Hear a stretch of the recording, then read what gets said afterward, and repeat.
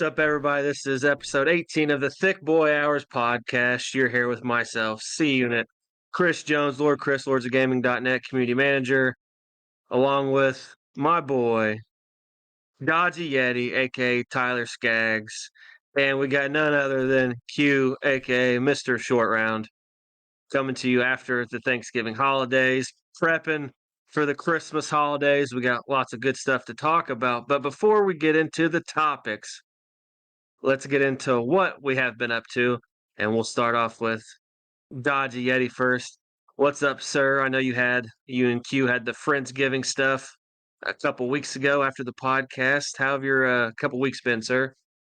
Not a lot of working.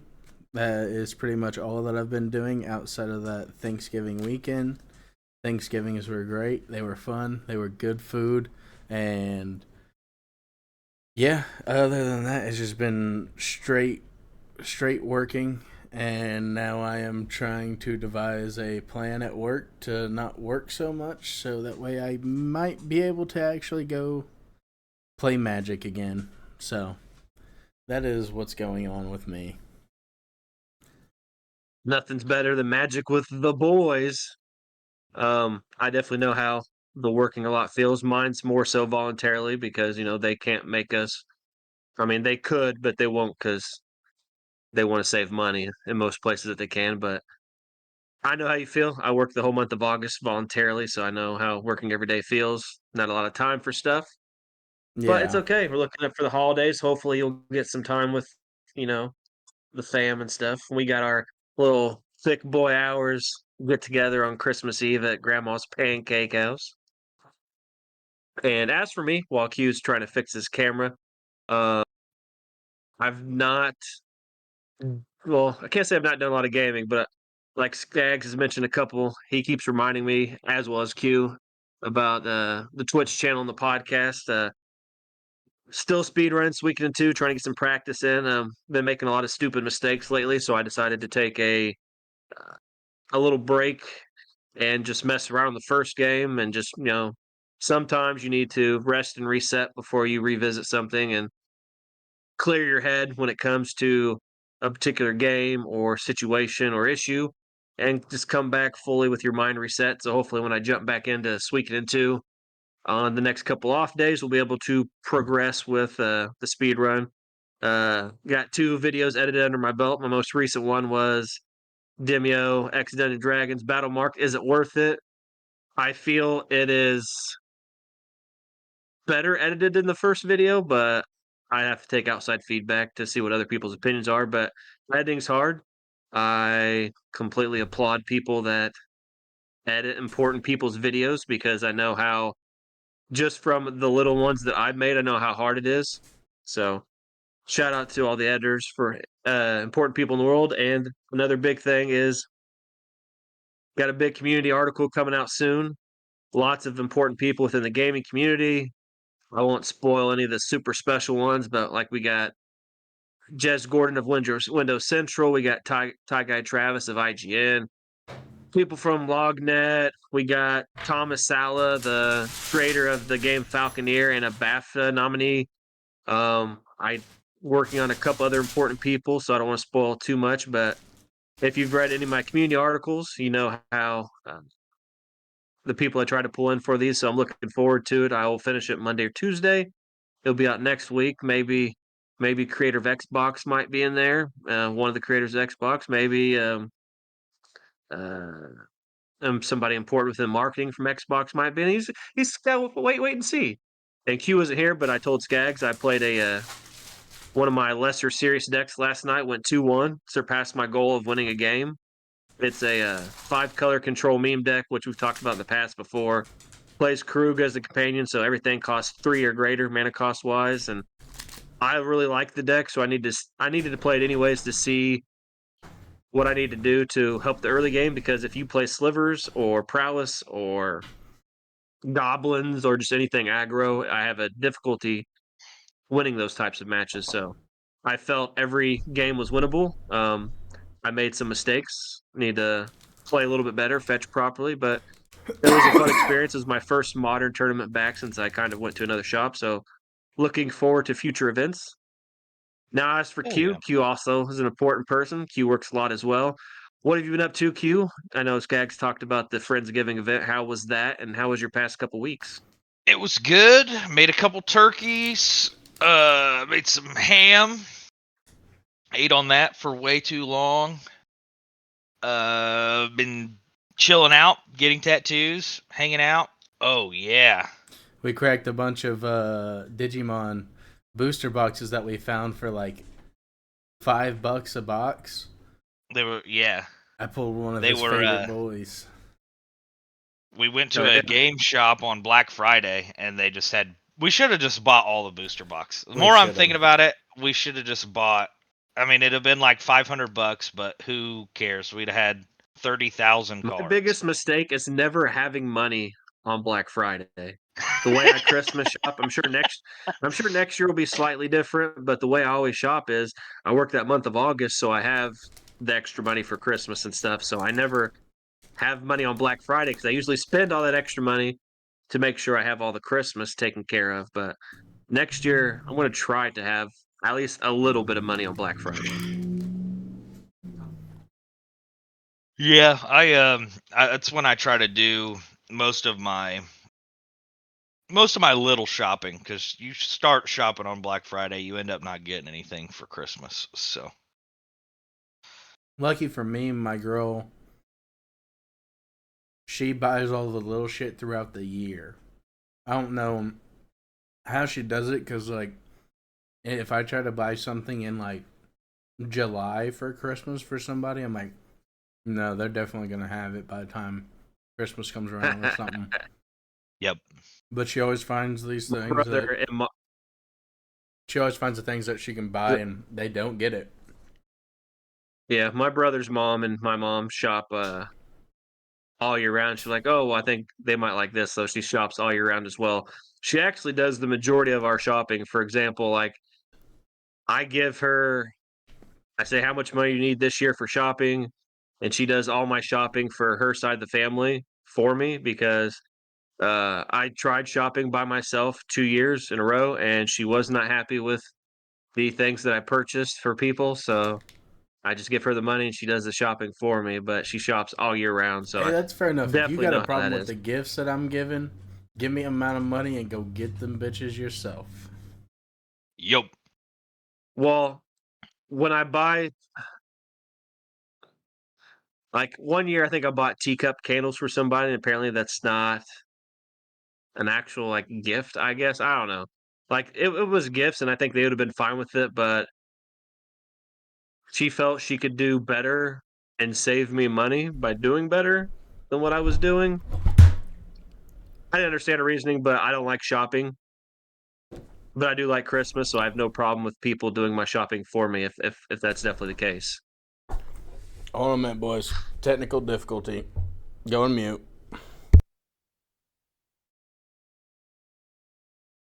All right, so Q, before we get into the first topic, we're going to get into a magic topic. Obviously, big magic tournament. We had Worlds this past weekend. And before we get into this topic, I need there's two parts of the topic. We're going to talk about the metagame, which we always do. But before we get into there's some drama at Worlds. Uh-oh. So I want to start off by asking you and Skaggs a question. I know Skaggs on mute right now, but I know he can hear us. So every game that you play, whether it's a trading card game, a tournament of some type, has a set of rules, correct? Yeah. And these set of rules are there to guide the gameplay. Obviously, the rules are in place to make the game exist. So my question to you and Skaggs, before I get into what I'm prefacing, is you think games should be played according to the rules, correct? Yeah. Yeah, I believe that the rules are made to I mean, without the rules, there is not a game. That's why every game has its own rules. If you just played Yahtzee or any of those kind of games however you wanted, then it wouldn't be Yahtzee. It's just whatever game you just made up. So if you're going to play a game like Magic the Gathering, you have to follow the rules of Magic the Gathering. That's kind of inherently what makes it Magic the Gathering. So, when it comes to rules, obviously there's judges, different games, obviously different games, different rules, chess, Magic, Yu-Gi-Oh, VGC, everything in general has a different rule set. There's judges that have guidelines, which there's rules for the game, rules for the judges to reference, whatever the case may be when situations pop up, and judges are there to make decisions based on the rules provided for them. So now that we have preferenced the conversation, we're all in agreement that the rules are guidelines there to help the game exist and should be followed. So at Worlds, obviously Magic is a complicated game. Accidents happen, things happen. There's policies that uh, there's policies in place that help people guide them along or whatever the case may be. So I will say, before I explain the situation, there was a lot of sloppy play at Worlds, which, as we all know, Magic's a complicated game. Accidents happen. Off camera, there's a lot of people missing, different triggers of different stuff. Well, in the quarterfinals of top 8, we have Seth Manfield, Hall of Famer, player for, I think the team is TCG plays like Reed Duke and all those people, facing Ken Yukihiro. So, Is It Lessons was a popular deck this weekend with a surprisingly lower win rate for when we get to the meta game. We'll talk about that. But Ken Yukihiro was the only one in top 8 playing this like Sultai Reanimator deck that was kind of cool. Had like a couple Spider-Man cards that were able to like come into play as a copy of something that's great. Did some cool stuff. Well, Seth Manfield in one of the games, this is where we get to the sloppy play. Seth Manfield, very good player, obviously Hall of Fame, won multiple tournaments. There was an instance where Cavern of Souls is standard legal, and it was named human or something of the sort. It was named Spiders. And spiders, okay. But Seth Manfield went to play It'll Quench You, which is a counterspell that costs 2. They may pay 3 or whatever to stop it from being countered. And he had caught this. He's like, oh yeah, Cavern of Souls is on whatever. And I don't know the exact wording because I didn't see this play. I just read about it. So he kind of stopped himself. Table spotters and judges were okay with it. That's not the important thing. A lot of people didn't like that. The important thing was he's up 2-0. The way top 8 works in Pro Tours and Worlds is it's the best 3 out of 5. Up 2-0, commanding lead on Ken Yukihiro. And Seth went to play a card called Boomerang Basics. It is a 1-drop blue card that is an instance to it bounces a permanent back to its owner's hand, non-land. If it's a permanent you control, you draw a card. I don't know what he targeted on his side of the field, but he went to target one of his own things, which would have made him draw a card. Seth had, I don't know, 4, 5, 6 cards left in his deck. So we've set that precedence. Low on cards in deck. Seth went to play Boomerang Basics. He played it. Before anything had progressed, a few seconds had passed. It was like, I don't know, probably 5, 10 seconds. And he looked at the judge and asked, can I take this back? He explained to the judge, I just played this. Is it possible to take it back? Now, usually, top 8 situation, a big tournament like this, it's kind of, you played the card as is, card resolves, or you got to play the card as is. However, there is a rule in regards to reversing decisions in Magic the Gathering in the MTR, and it explains usually cards are like they have a rule called the chess rule, and in chess, when you touch a piece, you are deterministically you have to move that particular piece. In the rules, it specifically states it's not quite like the chess rule, although players. I'm not. Let me just pull up the wording. The chess rule is once your hand leaves something, it's there. You don't get to Yes. backtrack it. And Magic is sort of the same, that if I'm going to cast a spell, I put it on the battlefield and I remove my hand, it's there. No takesies backsies. Yeah. However, all right, so chess is something called the touch rule move, which means that if a player touches a piece on the board on their turn, they are bound to move that piece or capture that piece if it's opponent. If they have a legal move in Magic, announcing a legal action either by moving a card or by verbal communication, saying no blocks, for example, might look a lot like the chess rule. It could be reasonable to bound a player that action. Sometimes player will realize they've made the wrong decision after making a play. If that player has not gained any information since taking the action and they wish to make a different decision, a judge may allow the player to change their mind. However, unlike chess that has a fixed number of pieces per player and is limited to only one move per turn, Magic has a lot of different moving pieces that affect the game in different ways: life totals, cards in hand, board state, etc. There might be times in which right after a move has been made, a player might realize that they might want to make a different move. It has been a common and very informal practice to allow players to change their mind about an action taken during game, but it wasn't written anywhere. Now, as long as no information has been gained in between, policy allows us to have players reversing that last decision. Judges must carefully consider whether a player's gained information since making the play and how that might have affected the decision. How much information is gained in between something that we have been very cautious about, since information can be gained in many different ways. Even by letting a spell resolve, players might be given information to their opponents. There are cases in which reversing a decision is fairly easy. For example, when opponents are tapped out, cannot respond, there's not much in exchange of information as opposed to a fully untapped opponent that has ways to interact with the player. In particular, players may not try to use opponents' reactions or lack of thereof to modify their actions, but I can pretty much just share this whole thing so you can just read it per se instead of going on and on about it. So pretty much the scenario is he went to Boomerang's Basics. There's a small chance he can deck himself at some point. However, it's an open deck list tournament. Everybody knows everybody's cards.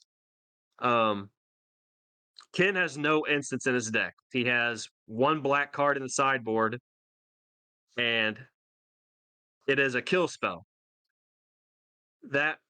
So when he played Boomerang Basics and asked the judge to take it back, the judge assessed all probabilities of information gain. Ken wasn't against it.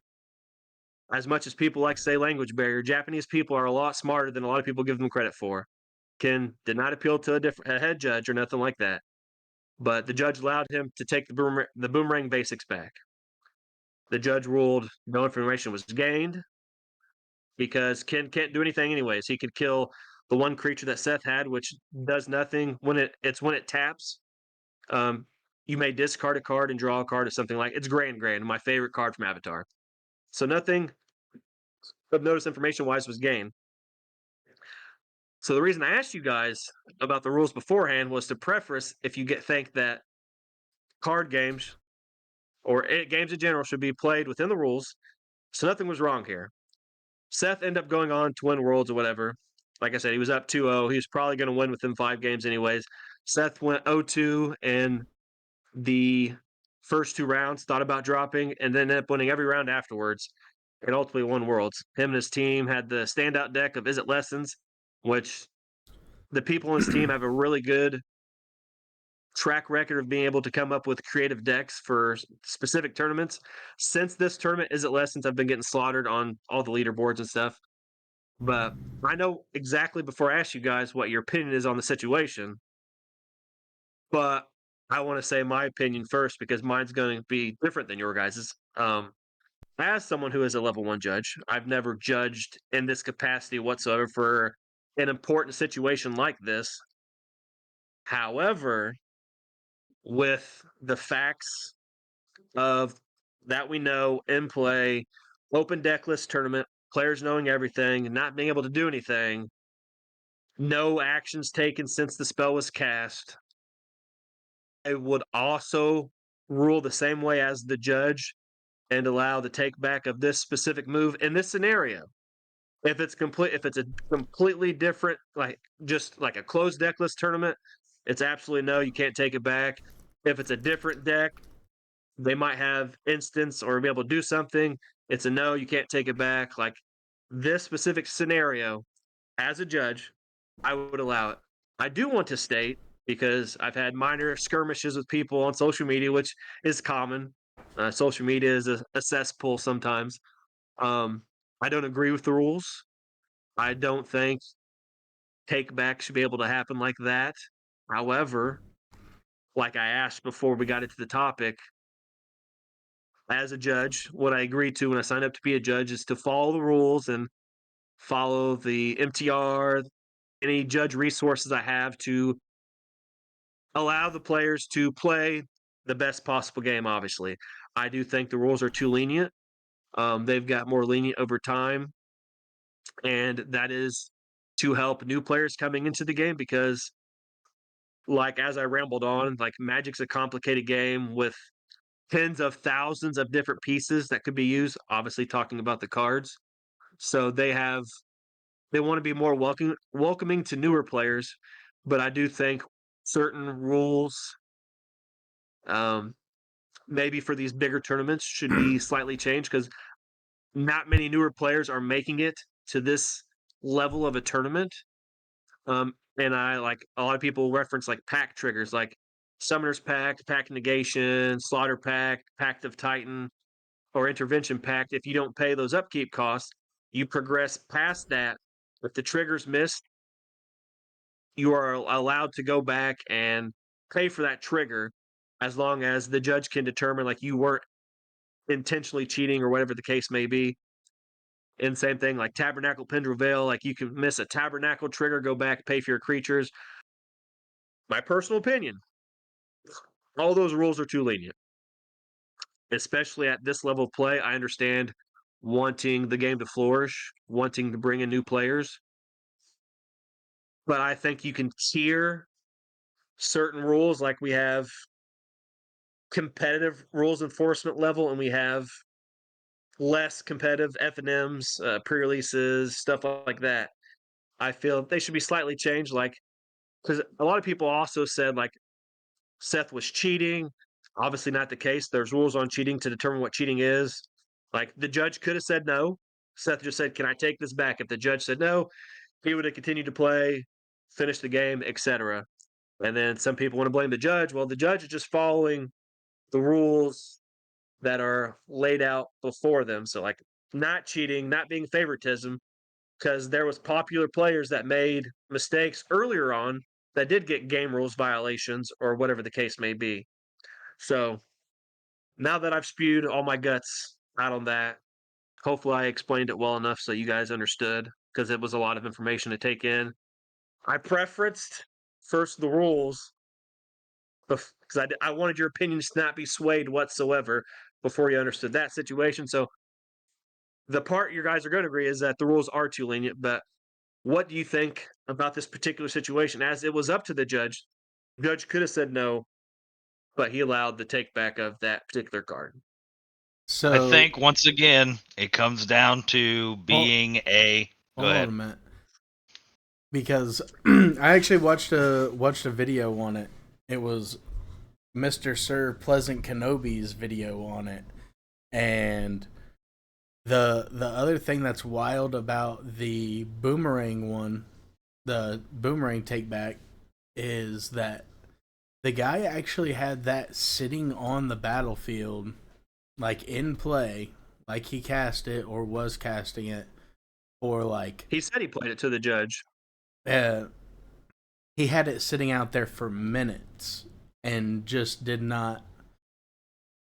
They didn't resolve it or anything, but it was multiple minutes that it was sitting out there, and they were just looking around at board state. And to me that brings up to me that changes it more, is if you're sitting there and you're like, oh, trying to look at the board state after, like that's something you should be doing before you cast any spell. Because I've done it plenty where I've been like, oh yeah, no, this is what I. Oh shit, that's not. That Could didn't. have done that. That's not how I should have done that. There's. Oh no, but like even that at that point, whenever I put it on the battlefield, yeah, it's a whole spell. It's a whole action that's being had and done right then and there. But I don't know. I don't. I I personally put it more. I know everybody's mad at Seth about it. I'm kind of sort of on what you said, Chris, but I think a way more harsh that all of it is on the pretty much on the judge. Like the judge should have said no. You've been sitting here with this on the battlefield, ready to go. You just need to resolve it and go on about the match. My favorite thing to do. Shit on Wizards of the Coast. Because I don't think it's fair to blame or put it in this perspective. When motherfuckers started throwing curveballs in baseball, the technicality is that as long as you hit within the batter's hitbox. Oh god! You did that. You did the auto tracking thing. That's with that thing. That is what you have to do. You hit within the batter's box, it's a strike. So even if it's way down in the corner where nobody could hit it at all because it's kind of cheap, but you're still within the box, so it's a strike. And I think if Wizards sets up rules in such a way that forces a judge to have to take on, well, now I have to consider your entire game, both of your decks, do the best of my ability to resolve this issue in a quick and timely manner so that we can continue playing this tournament.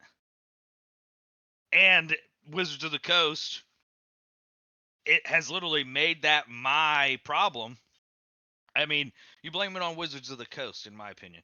The ruling should be, especially if we're in the top 10 of a tournament.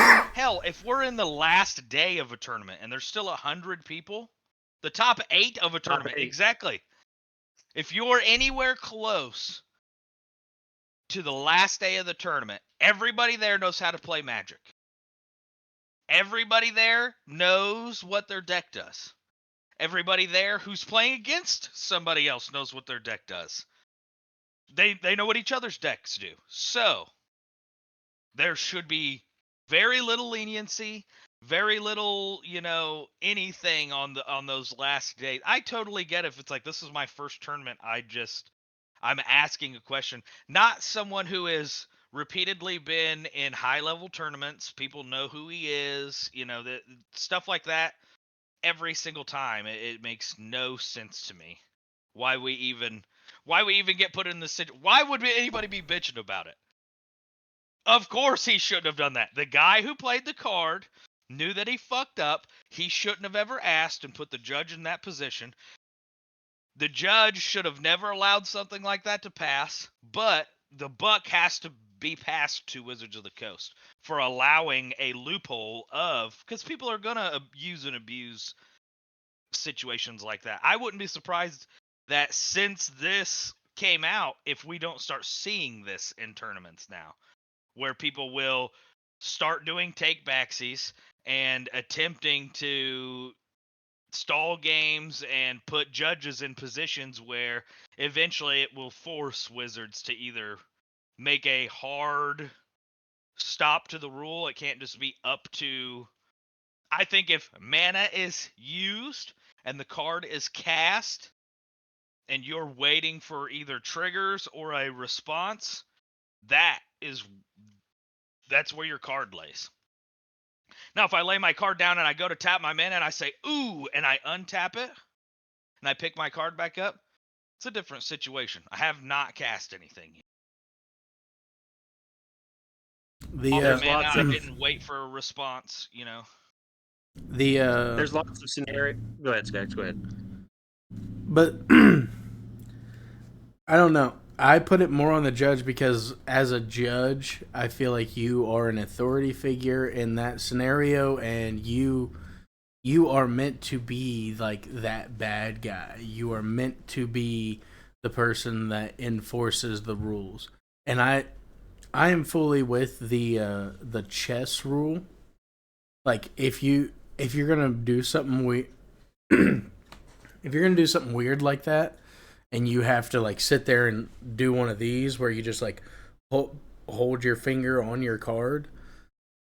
Okay, you're being a goofy motherfucker, and everybody knows exactly what you're doing. Like, go ahead and do it. Let everybody point and laugh at you afterwards.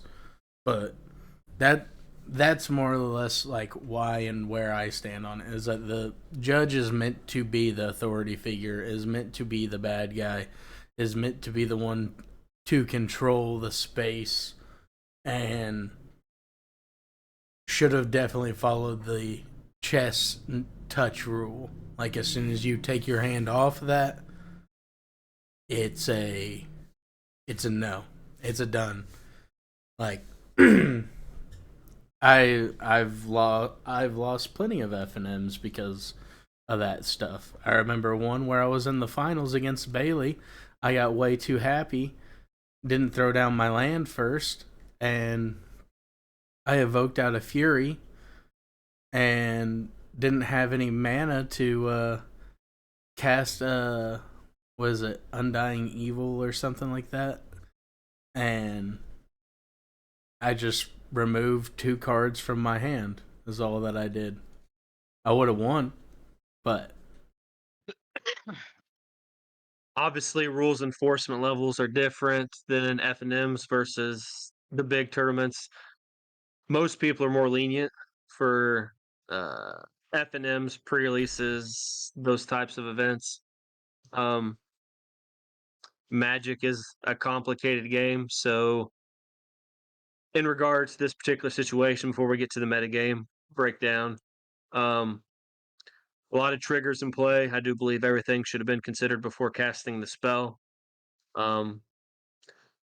That's what was being figured out, like Skaggs mentioned, the time frame from card being laid on the battlefield to looking at all, like there's a lot of shit that's going on. Like you would just have to watch all the triggers from everything, like multiple enchantments that allow you to like discard, draw a card, artifacts that could make your opponent lose. Like the Is It Lessons deck, which was the most popular deck, not the most winningest deck, but the most popular deck, is very, very complicated. So I don't think Seth was wrong. I don't think he did anything wrong. In my opinion, I don't think Judge did anything wrong. Like I said, agree with Q that the rules are too lenient, and Wizards should probably modify this for specifics of high level play.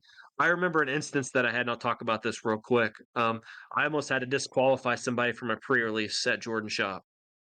I'm not going to say the name of the person just because it's not important, but um, pre-release is a pretty casual situation. We're all there, we're having fun. We open our pre-release kits, talking about the pulls that we got. People might ask other people for opinions or whatever. This one particular person had accused somebody else of offering advice to somebody else that was playing, which isn't against the rules at this level. It's a casual, fun format. And like this person got vocally uh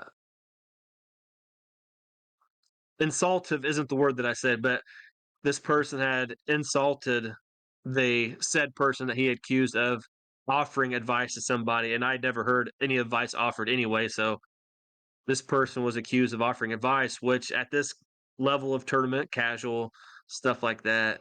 It's more of a friendly environment, and that stuff like that's allowed. So I almost had to disqualify somebody, which is completely within I the rules. I know exactly who you're talking about.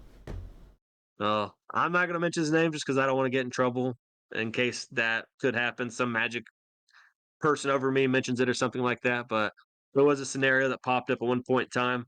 I do think the rules are too lenient, but I do want to say, congratulations to Seth Manfield for winning. Going 0-2 and then going undefeated, So playing long hours of tournament. Because once you win 10 rounds, nowadays they changed it. Once you win 10 rounds, you're in the top 8. I think it's the first, I don't know if it's the first 4, 5, or 6 people. Once you win 10 rounds, you don't have to play anymore. You're in top 8. And then the remaining people have to play, obviously, tiebreaker, stuff like that. quick Make the rest of the top 8. But quick question. Is it necessarily because is it necessarily that the rules are too lenient or the enforcement's too lenient? Because the rule is that once your hands off it, it's to be played. It just wasn't enforced, the rule, and that's what. the rule for the judge is that you can allow them to reverse the decision if no information is gained, and the judge is the one that makes the fight. Judge could say no, judge can say yes. You got to read the whole spiel on the MTR for reversing a decision. Magic is similar to the chess rule, but it doesn't completely follow the chess rule. The judge is allowed to allow the player to reverse the decision based on the scenario, as long as no information is gained. And to me, I think that the judge is probably looking at it in an instance of I would rather be the guy who followed all of the rules than the guy who looks like he's purposefully singling one guy out and being too hard on the rules. And I mean, Wizards of the Coast is about as good as I do. And if they talk a bunch of shit about this judge who lost this guy the tournament, he doesn't get to come back next year. And he's judging a big tournament, Yeah, I mean, I get that, but at the same time, like, I don't know. Evidently, he had been super sloppy like the whole tournament. At some point, you gotta stop giving this guy his all this leniency and like giving him the ability to be doing all these takesy backsies bullshit. Like you're done. Play the game how it's supposed to be played. You're done. Like no, we're playing this one out. Straighten up your play. Good night. See ya. And he did get a situation where he got a game rules violation along with other people. There was a lot of people that missed overlord triggers earlier in the tournament, and Seth did get a game rules violation. I think his opponent should have got one too because they both messed up. However, something had happened, like an enchantment didn't have an extra counter, so they thought it was on 2, and then the second ability allows extra stuff or whatever, and like they both played wrong, him and his opponent. So that technically would be on both of them, but it was an interesting scenario. But a positive thing is we like meta diversity, don't we, Q? We like when we people really can play do. what they want to play. So the first thing I want you to look at in the Discord chat is, oh, if I can pull it up. Look at the plain white graph. Actually, no, look at the one that says standard metagame. So as we look at the standard metagame, there was 126 or 136 decks. Looks pretty diverse. 23 decks is at Lessons, 20 Team Marauders, 16 decks on airbending, which a lot of people assumed that something needs to be banned out of this before the tournament. However, once you see the win rate, you'll realize not true. Is it looting? Jeskai Control, Prowess, Simic Ouroborid, probably said that wrong. Sultai Reanimator, Golgari Ouroboros, Jeskai Artifacts, and 12% other decks.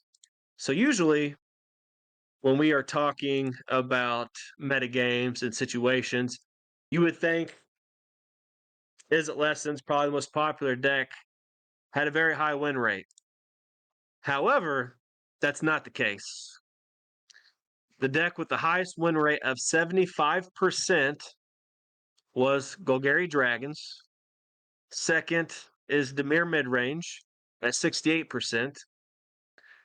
62.5 is mono red aggro. 61% is Sultai Reanimator, which was the cool one I mentioned with the Spider-Man and the creature goes to graveyard. It's like a living death effect.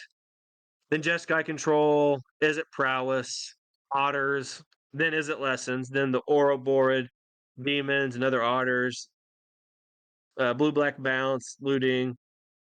Interesting, and a lot of outcry before the tournament was a lot of people thought that cards for the airbending deck was going to be really good and probably too good, potentially need to be banned. And we see very low on the win rate. I think the closest person was the guy that won Worlds last year, Javier Dominguez, another really good player.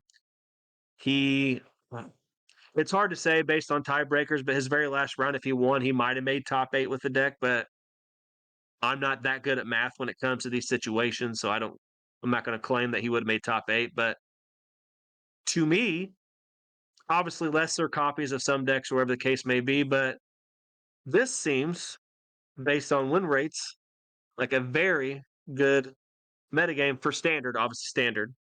But what do you guys think about the metagame per se here? I feel so. To start off, I think that the win rate for everything seems a little skewed. At least for like the Golgari Dragons, it looks like there was one dude that did pretty well for himself. But Was it just one deck? a total of 8 games, dude went 6-2, which he did pretty good. That's good. Don't get that twisted, but that's one instance of that deck that did where the dude did well. I overall like the standard metagame in this was not too bad, not too shabby. I love that mono red still just fucking runs through every. It doesn't matter. I don't think you could ever control mono red.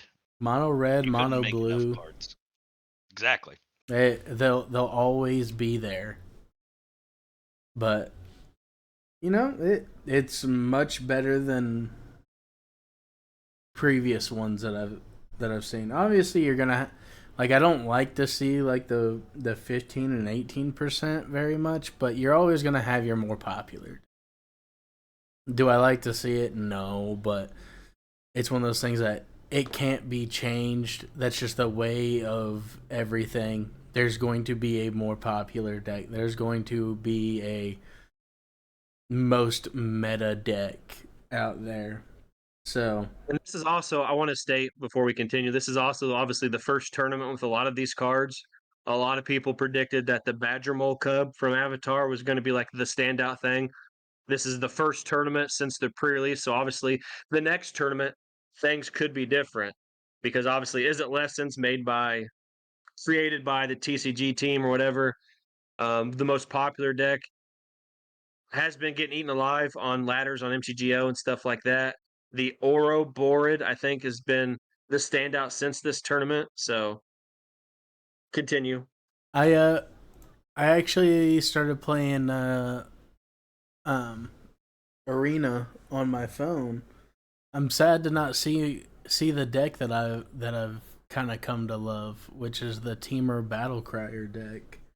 It didn't make a showing here, but I wonder if the Teamer Otters is like a an offshoot of it or anything.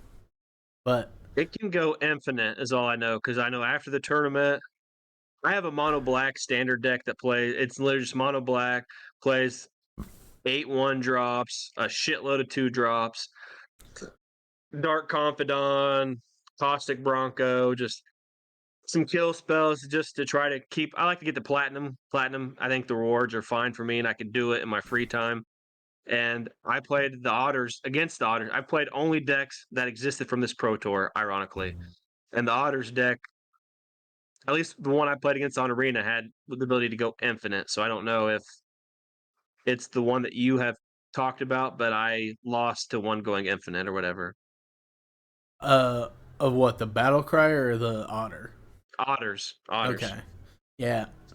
No, I have not seen this otter deck at all, but I'm looking at the deck list. It only plays one otter, it looks like. Valley Flood Storm Caller. Chaser. Storm Chaser's talent is, I think, where it gets the name Otters from, mainly because you play Storm Chaser's talent. When it comes into play, it makes an otter. Usually, the thing is you boomerang basics that enchantment back to your hand. Play it again on another turn. You get another otter. Stuff like that. You can level it up to the second level. It's an instant back at your graveyard. You get the boomerang basics. Bounce it back, make another otter, which is where I think it gets mainly the otter's name from, is the enchantment. Oh, okay. Yeah, no, that. You know what? That's actually kind of cool. I won't lie. Shout out to Grand. You know, I think we talked about the cards we were most excited for, and I was just excited because Grand was just unique. It's an old lady on a card. I'm like, I'm gonna buy 5 copies of this in foil, and then it was a standout card from the tournament. Like, it's interesting and cool to see. Yeah, no, Grand does do quite a bit of work, but I'm I'm not a Grand wagon jump on, but Skags hates old ladies confirmed. actually I kind of fucking do. Oh, you either have when it comes to old people, they're either the grumpiest pieces of shit you've ever met, or they are sweet as can be. And that definitely goes for like grandmas. They're either a sweetheart or they're grumpy as shit. Luckily, I don't have to hate on any of the grandmas that I'm around, but been in a nursing home a time or two. One tried to steal my little brother, you know, stuff like that. She did. She snatched his ass up in the wheelchair and was like, "Hey, you're coming with me." And I'm like, "Oh no." You beat her up, Probably didn't you? couldn't roll that. I She actually, can't roll that wheelchair fast to get away from me though, so I think you're safe. uh, I was much younger than what I was very young. So the way my mom tells the story is, yes, I was going to punch this old lady to get her to let go of my little brother. I had a feeling. Just picture this old lady in the nursing home. You know, just got Skaggs' little brother. Like, remember, give me Sonny. And she's just rolling his fucking wheelchair down the hallway, and like 8-year-old Skaggs just chasing this old ass lady in a wheelchair. She's skirting up on the walls and shit. It's like a real true blue anime chase. She's got like OEM gear, but it's on her wheels.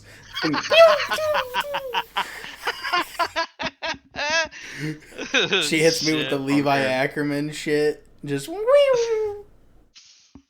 I'd be mad as hell. But yeah, I was super happy with the tournament metagame. Q's always been a big proponent for diversity.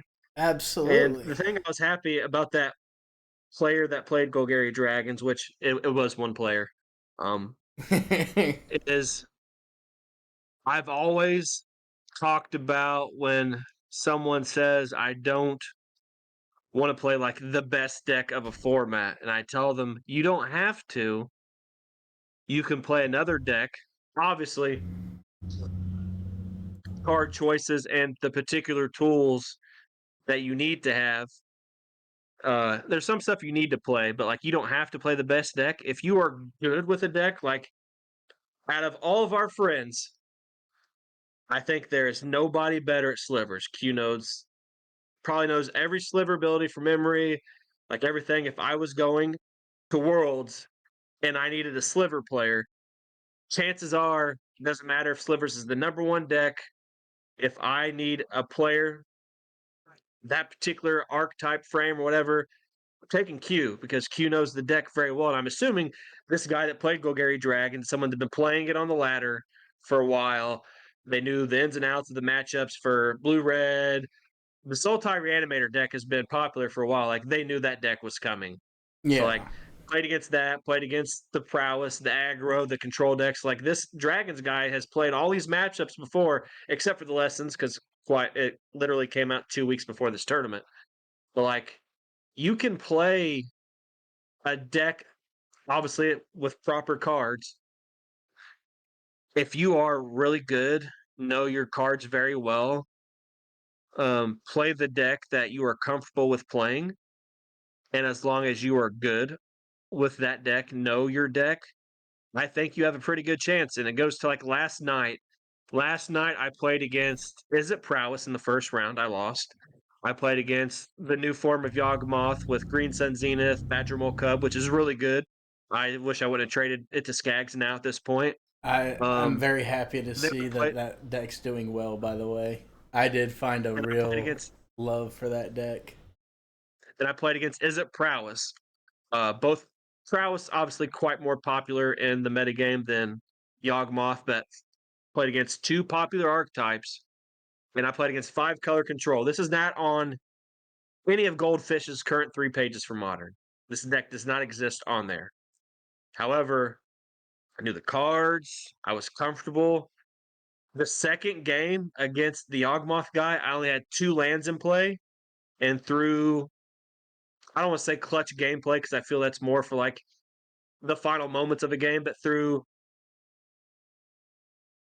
I'll say locked in gameplay, but it's not the word I'm looking for, but really like paying attention to what I was doing. I was stuck on 2 lands, but with the cards that were available to me, I was able to beat the Yawgmoth guy and prevent him from doing infinite Yawgmoth shenanigans. So shout out. I don't know who the Golgari Dragons guy is, but shout out to him for playing a deck he was comfortable with. Like if I was, like I said, if I need a slivers player, I'm taking fucking Q. Q knows slivers, and I don't care who you are. If you're comfortable with a deck, you're a good player. Play the deck that you love and that you're comfortable with. Yeah. Al Carrere. Shout out Al Carrere. He's the Golgari Dragons guy. Yes. Shout out to all the So, pair. Is that what you said? Shout out to all the pairs. so as we venture off, Magic, keep trending well with your releases. Like Avatar is a really good set. We talked about it. Um, Lorwyn looks like a popular set. I'm not a Marvel guy, so you're not going to get me with Marvel. So other people you might. I'm just not a giant Marvel fan, but keep the sets good that we enjoy, and people will be happy. And maybe one day, maybe you might get the Christmas miracle on 34th Street where Q compliments Wizards of the Coast. So keep putting in the work, Wizards. I don't. We had something big on Thursday. I don't. It was the Game Awards. And We. I mentioned, go ahead, Skaggs. I just said we. Oh, Game Awards happen Thursday, happens every year. Jeff Keighley charging people $1 million for a certain amount of seconds to be on a show is kind of outrageous and crazy. Don't agree with that, but that's not what the topic is about. Um, I posted in we have a group chat, and I posted we should pick our Game Award winners. However, before we do that, I would be remiss if I didn't read off the people that did win the Game Award. So I'm just going to go through this real quick and then ask your guys' thoughts after I just read off all these awards. So we're going to start at the very bottom because obviously the Game of the Year is the final award. So best esports team is Team Vitality, which was a Counter-Strike 2 team. Shout out to them. Best esports athlete is Chovy, which is Jing Jihoon for League of Legends. Best esports game, Counter-Strike 2 from Valve. Content Creator of the Year, Moist Critical. Funny thing about that is he did not want to win it. He thought everybody else above him should win it. He was kind of sad that he won it, to be honest. The Player's Voice Award, which is a very important award that the players get to choose the winner, was Wuthering Waves from Kuro Games. Most anticipated game, Grand Theft Auto 6 Rockstar Games. Best adaptation, which is like from video game to TV or movie. The Last of Us Season 2, HBO and PlayStation Productions. Best multiplayer game, Arc Raiders from Embark Studios. Best sports racing game, Mario Kart World. I disagree, but that's that. Best sim strategy game, Final Fantasy Tactics, Thieves Chronicles, Square Enix, which I reviewed. Best family game, Donkey Kong Bonanza from Nintendo EPD or Nintendo. Best fighting game, Fatal Fury, City of Wolves, SNK Corporation. Best RPG, Claire Obscure Expedition 33, Sandfall Interactive and Kepler. Best action adventure, Hollow Knight Silk Song, Team Cherry. Best action game, Hades 2, Supergiant Games. Best VR AR game, The Midnight Walk, Moonhood Fast Travel Games. Best mobile game, Umame Sume Pretty Derby, Side Games Incorporated. Best debut indie game, Claire Obscure Expedition 33, Sandfall Interactive. Best independent game, Claire Obscure Expedition 33. Best community support game, Baldur's Gate 3 for Larian Studios. Best ongoing game, No Man's Sky, Hello Games. Games for Impact, another important award. South of Midnight, Compulsion Games, Xbox Game Studios. Innovation and Accessibility, another important award. Doom the Dark Ages from ID Software and Bethesda. Best Performance, Jennifer English, Claire Obscure Expedition 33. I agree. Best Audio Design, Battlefield 6 from Battlefield Studios and EA. Best Score and Music, Lorien Testard from Claire Obscure Expedition 33. Best Art Direction, Expedition 33. Best Narrative, Best Narrative was that one. Best Game Direction, Expedition 33. And Game of the Year, Expedition 33. And before we get into our personal awards, shout out to Expedition 33. Talked about a lot this year for multiple things. I know it's not your guys' particular game of interest, but with such a small team, they did a really good job. They did have some outside, obviously took on some contractors, whatever the case was, but such a small team that started with 4 people looking for art, look for music on Reddit, looking for places like it was very cool to see a small team do this well, and it's the most nominations and awards won in the Game Awards history. So before we get into our awards, is there anything you guys want to say about this particularly? That's pretty cool. That's the most. That's the most awards ever won by one game. I know a lot of people talked about it for a long time. I still haven't played it, but it seems cool. Always kind of thought it was just going to go that way. I seen how many they were nominated for. TCG mail opening live on camera. Uh-oh. Continue, sorry. I always seen how much they I seen how much they got nominated for, and a lot of the Time Wizard. Hold a minute. Stay there.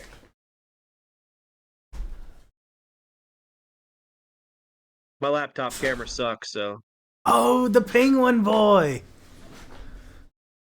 Yes, sir. Baby Dragon. Oh, the fucking Dusty Baby Dragon, dude. There it is. That's good. Yes. Yeah. This is my Penguin Baby Soldier is Dragon. actually my favorite. My favorite Yu-Gi-Oh card is Penguin Soldier. So, Baby Dragon is this Baby Dragon right here is from when I was like a fucking 4-year-old child. I somehow always made it through with me. my Yu-Gi-Oh card got sold at a garage sale by my dad, and I was very, very mad. But I want to. There's a guy I watch, Ruxin34. If you enjoy pack openings, mostly for Yu-Gi-Oh, he does an occasional Magic one if Wizards partners with him to do it. And he's opened some Pokemon stuff. Sometimes he has a channel called PokeRux as well. But Ruxin34, he does a giveaway almost every video, and I want a giveaway. So I got a Penguin Soldier and Time Wizard, 2 of my favorite Magic cards. So live on camera opening. So what'd you think about the Game Awards? You thought you figured it'd be a lot of Expedition 33, is what you said? Yeah, because I mean, let's just kind of be honest with this year. Is that we did have some good games, but I feel like those games that were exceptional enough to be nominated for any awards, really, you could count on one hand. And they, I don't know, Expedition 33 was just better than all of those hand games. Like Something any. else I want. Go ahead. Go Sorry. ahead. No, no, you're all good. I was I just just gonna want to say reiterate. something else. Something else I want to also mention that is very cool to see is like 3 of the games that were nominated for Game of the Year. Like if you look at that link, you can look at all the games that were nominated. Game of the Year is at the very top. 3 of those games were indie games, not Xbox games, not PlayStation games, not Nintendo games, but 3 of those games were indie teams. So I obviously I can't look directly at the camera and be able to watch my camera, but looking at the big people out there. I know you're not going to watch our podcast, but if somehow this drifts out into the aether, this is what happens when you really allow people creative freedom. You're not trying to control them. You're not giving them time constraints. You're not essentially saying, if you don't do this well, we're shutting you down. Not being controlled by PlayStation, Xbox, Nintendo, whatever the case may be. 3 indie teams nominated for Game of the Year. And they make a game as in depth as Expedition 33, all the potential explorations, extra bosses, and they shadow drop DLC, which we'll talk about momentarily, the announcements. But 3 indie teams. This is what can be done. Me and Q talked about when we said we were thankful for was the creative people out there in the gaming space. And when you allow people to do stuff like this is the result. Baldur's Gate 3, Expedition 33, Hollow Knight Silk Song. I think that was the one of the other ones, but like indie teams are important and allow people the creative freedom to do what they want and make the game that they want to play. Yep. What do If you you want to say let, about this? What do you think? Sorry, Skag, go ahead. I didn't mean to interrupt. yeah, I was just gonna say, if you let people do their thing, you're gonna end up with a much better product than what you would have I agree. ever ended up with if you put an ass sort of restrictions on them. But that's the end of what I got to say about it. I think we talked about it a lot when we were talking about being thankful, is that these big companies have to realize that when there's too many hands in the cookie jar, the final product ends up being just like everything else. Call of Duty has been the same. Battlefield 6 has been the same. All these games, Madden, which there's not a lot you can do with a game like that. Just put new people in, and the new people that come in, the people that they want to see. But like at a certain point, you have to allow Call of Duty to die. You have to say, hey, didn't we all have fun shooting and, doing all the fun stuff that we're doing? Cool. We're going to make something new now. We're going to continue to broaden our horizons as a company and give you games that you give a shit to play. And I feel like that's what they did with the newest Borderlands. They really came back to their own and made that game feel like Borderlands again. I was very happy with it. I'm kind of getting into my personal games of the year now, but I liked Borderlands. Monster Hunter Wilds, I've spent 100,000 hours on, which I'll be playing more of that later today because I think one of the um, new things just dropped for it. But like the Digimon Time Story, it was a really good game this year. I have found more games this year than any other games that I'm like, you know what? These are fun games to play. People are actually making good games again, and from the spoilers that I kind of saw spoilers, from the trailers that they put out at the Game Awards for what's coming out next year, I'm kind of fucking pumped for what's coming for video game wise for us in the near future. You mentioned something interesting about too many hands in the cookie jar, and there's a very prime example. Um, I don't know what year it was announced, but Xbox announced the first, I'm doing air quotes, quote unquote, quadruple A studio. Triple A studios are like the God of War team and Call of Spider Duty. Man, Call of Duty, Gears of War, Halo, whatever, but called the Initiative. And it was supposed to reboot Perfect Dark. And like I'm telling you, they dragged top notch, really good creative people to be a part of this team. And they tried to grab all the top people. And well, when you just grab all the important people from different studios, wherever the case may be, you end up with too many hands in the cookie jar, too many ideas when you could just allow people naturally to form this studio. And it might have actually worked, but the initiative no longer exists from my knowledge. And Perfect Dark reboot game is not ever coming out. It was shut down. So it's funny that Yep. you mentioned that. But That's how it goes. You have to have people who are passionate about what they're working on and want to see whatever they're creating, whether it's a game or artwork or whatever it is. You have to let those people, because if somebody truthfully cares about something, they will make it great. It will do exactly what they want it to do, or it will look exactly how they want it to look. And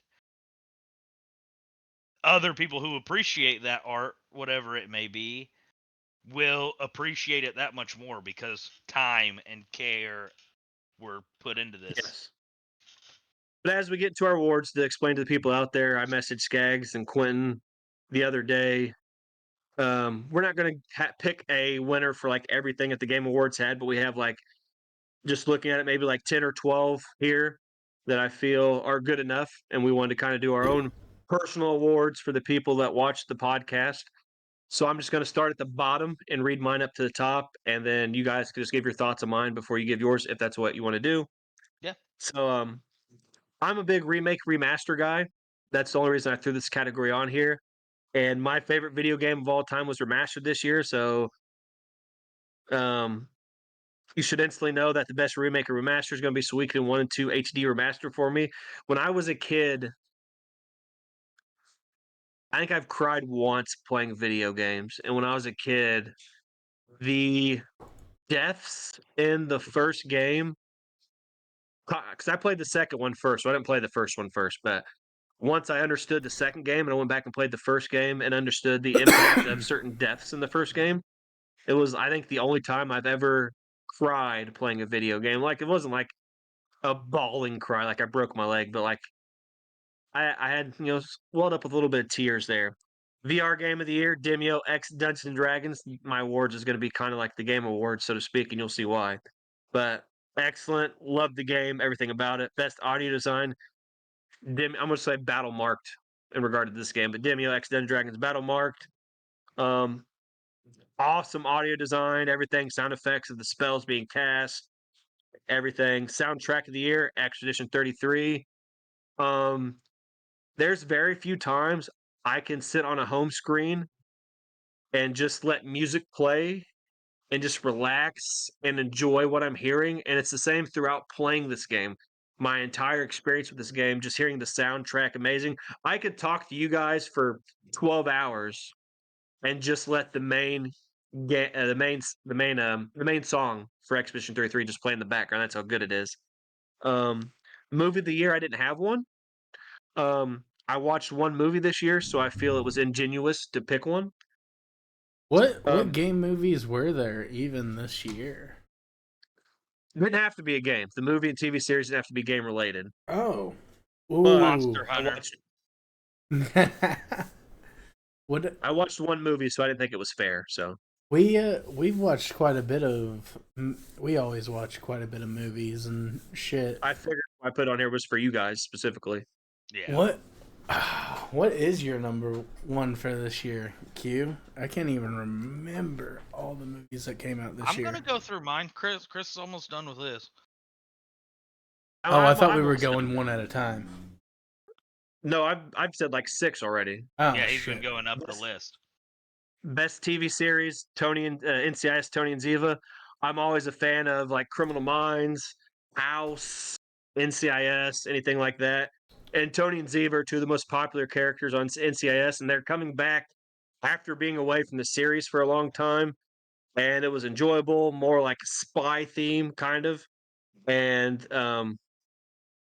I don't know Tony DiNozzo's actual name anymore outside his actual character. It's escaping me, but their on-screen chemistry is obviously you and Skaggs don't have a romantic on-screen chemistry, but you and Skaggs have like this friendship chemistry that's like hard to find between two buddies that have been friends for a long time. And I feel that they have really good on-screen chemistry, which what makes this work so well.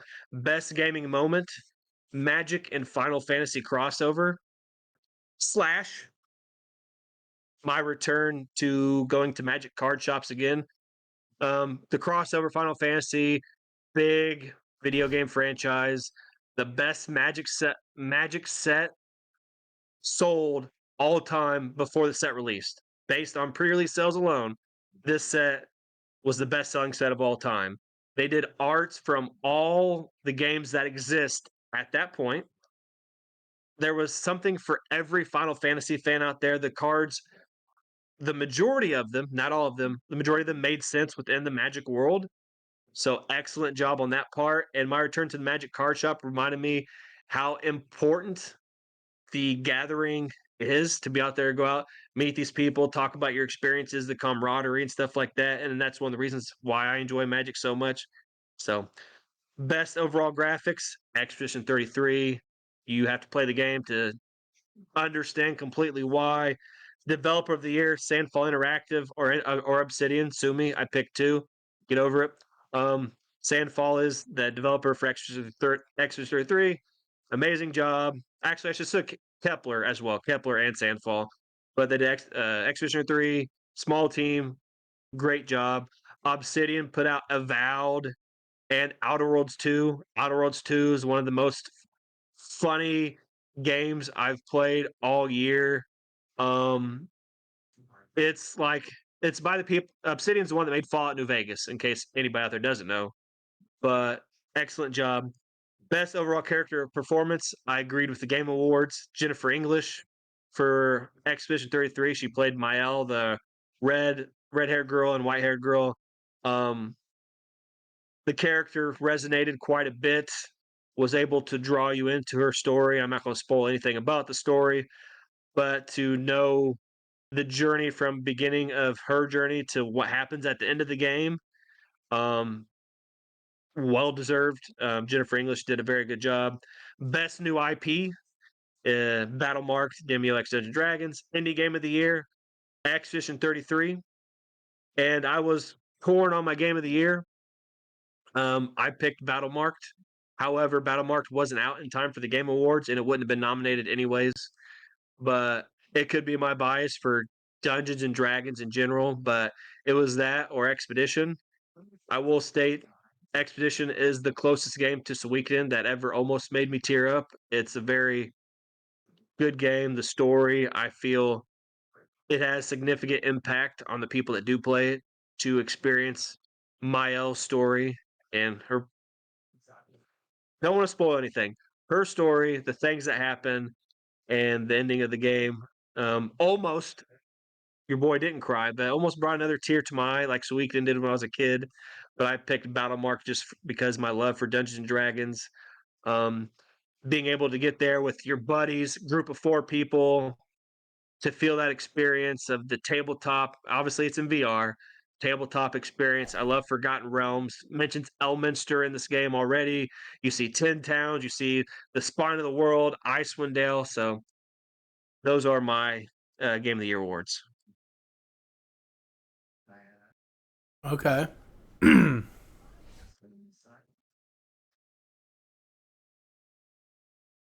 Remaster remake of the year. I don't think anything I really played this year was remastered or remade outside of Oblivion. So if we're just going by that, I guess it would be Oblivion, but I did not enjoy my time playing Oblivion, as blasphemous as that is. I'd like to be able to move up a hill at more than a absolute snail's pace, even if it's a 10-degree hill. Shit was annoying. Best audio design. Actually, I'll give it to Monster Hunter. Whenever you're in the Scarlet Forest running around, like it actually does sound like the jungle is alive. There's so many sounds going on. I did enjoy that.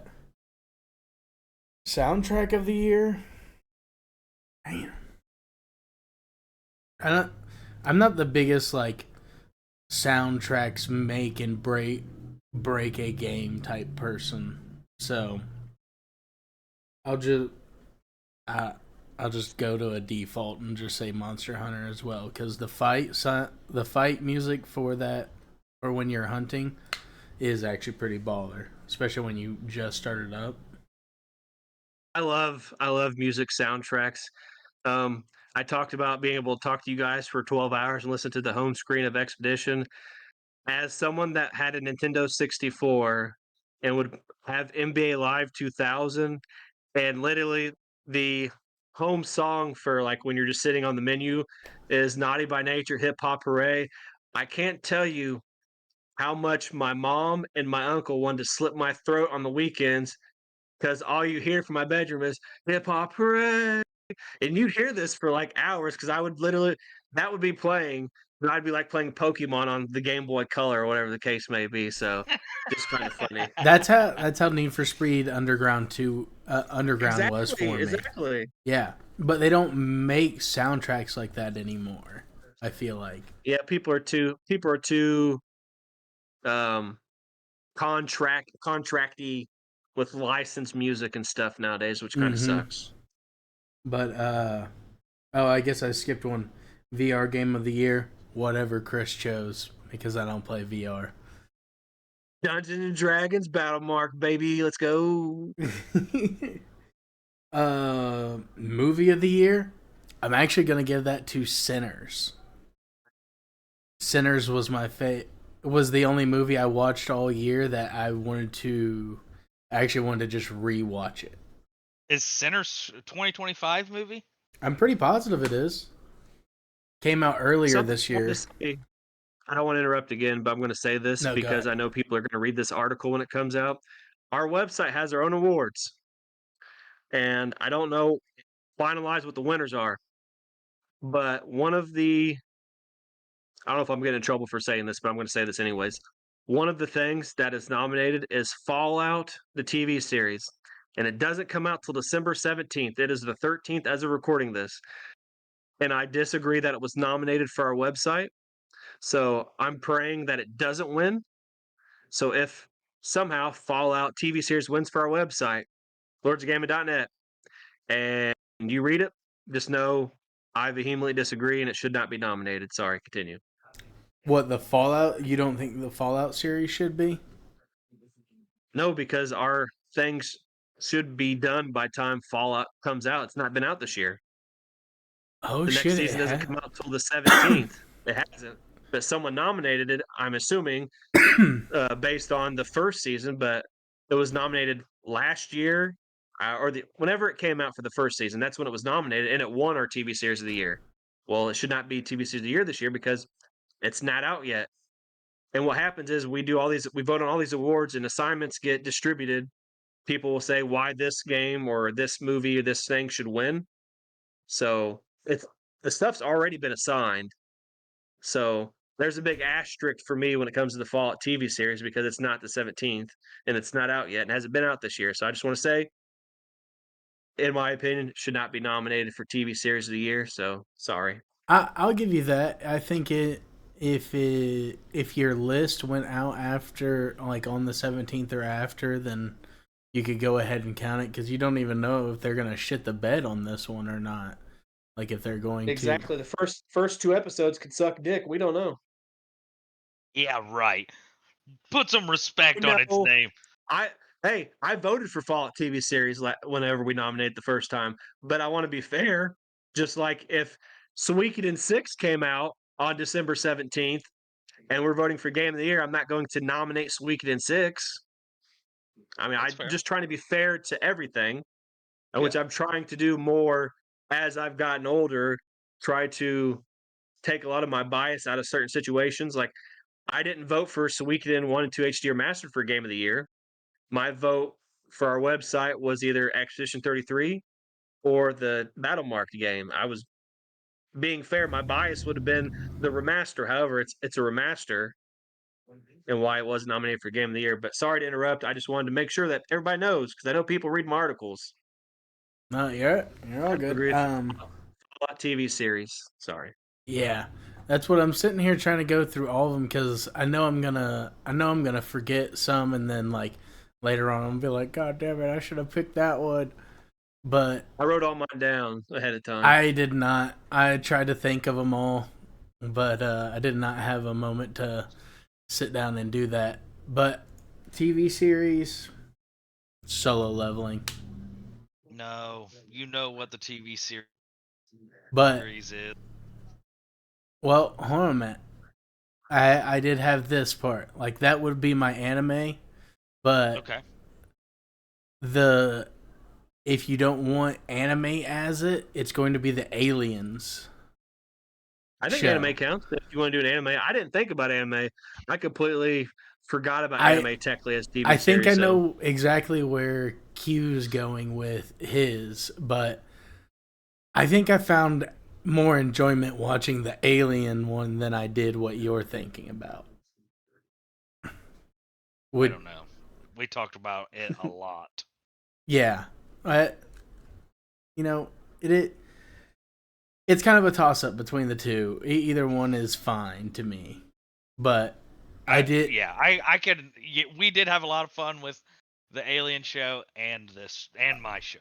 So I mean, the Aliens one. We sat down every week and had a watch party and would sit there and talk about it yeah, before and after. But um, best gaming moment, not limited to video game.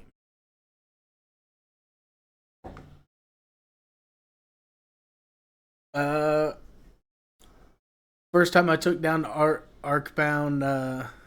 Um, was it Radow? Radow was the first one, right? oh yeah, Arc Tempered Ray Arc Dow. Tempered Radow. Yeah, yeah. Smack. I tried it with everybody, and then I just finally decided to go at it by myself one day, and I ended up beating him, and I was super fucking stoked about that. I don't think there's anything else that's wild. Hopefully next year is more packed with shit than Yeah, than this year was, because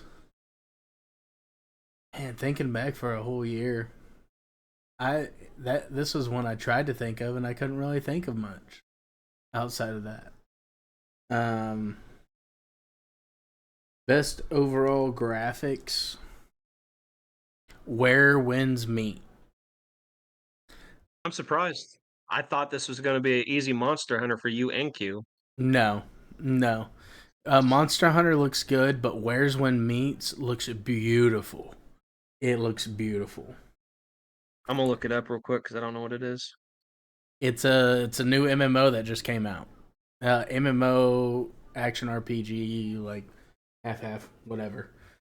I don't know which one it's technically supposed to be.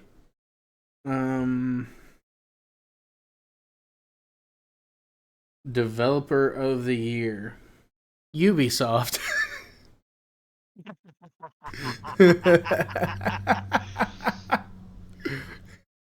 No, I'd probably have to give My it. expression. Huh? See my expression. Yeah, you look like this gnome that my girlfriend put on my computer. No, on it. Oh, I was going to say, what was it? Claire Obscure for the is the Expedition 33, right? Yep. But I think I got to give it to Team Cherry. Hollow Knight Silk Song. Yep, I did not play a single minute nor second of the game, but I loved all of the AAA developers and shit getting in a tizzy because this game was only $30 and everybody loved it, and it was just crushing, and I loved watching all the developers squirm about it, which it's never gonna actually, I don't think it actually had any lasting impact, but because It won't. all of humanity is just goldfish. Yep. So People, you'd be surprised. People really liked Hollow Knight Silk Song. I think I don't. if Expedition 33 didn't win, I think Hollow Knight Silk Song probably had a pretty good chance to win Game of the Year. Well, I don't Yeah. doubt that. I'm not talking about like the game itself, really. Like He's the talking about the impact of the price point that they I truthfully gotcha. did make. the price point with the quality of game that they put out. Like big developers are saying that they can't do what they did for the price that they did without having like a million people on staff and paying $1 bajillion for it. So now we got to pay $100 for a game or some shit, or Yeah. Gotcha.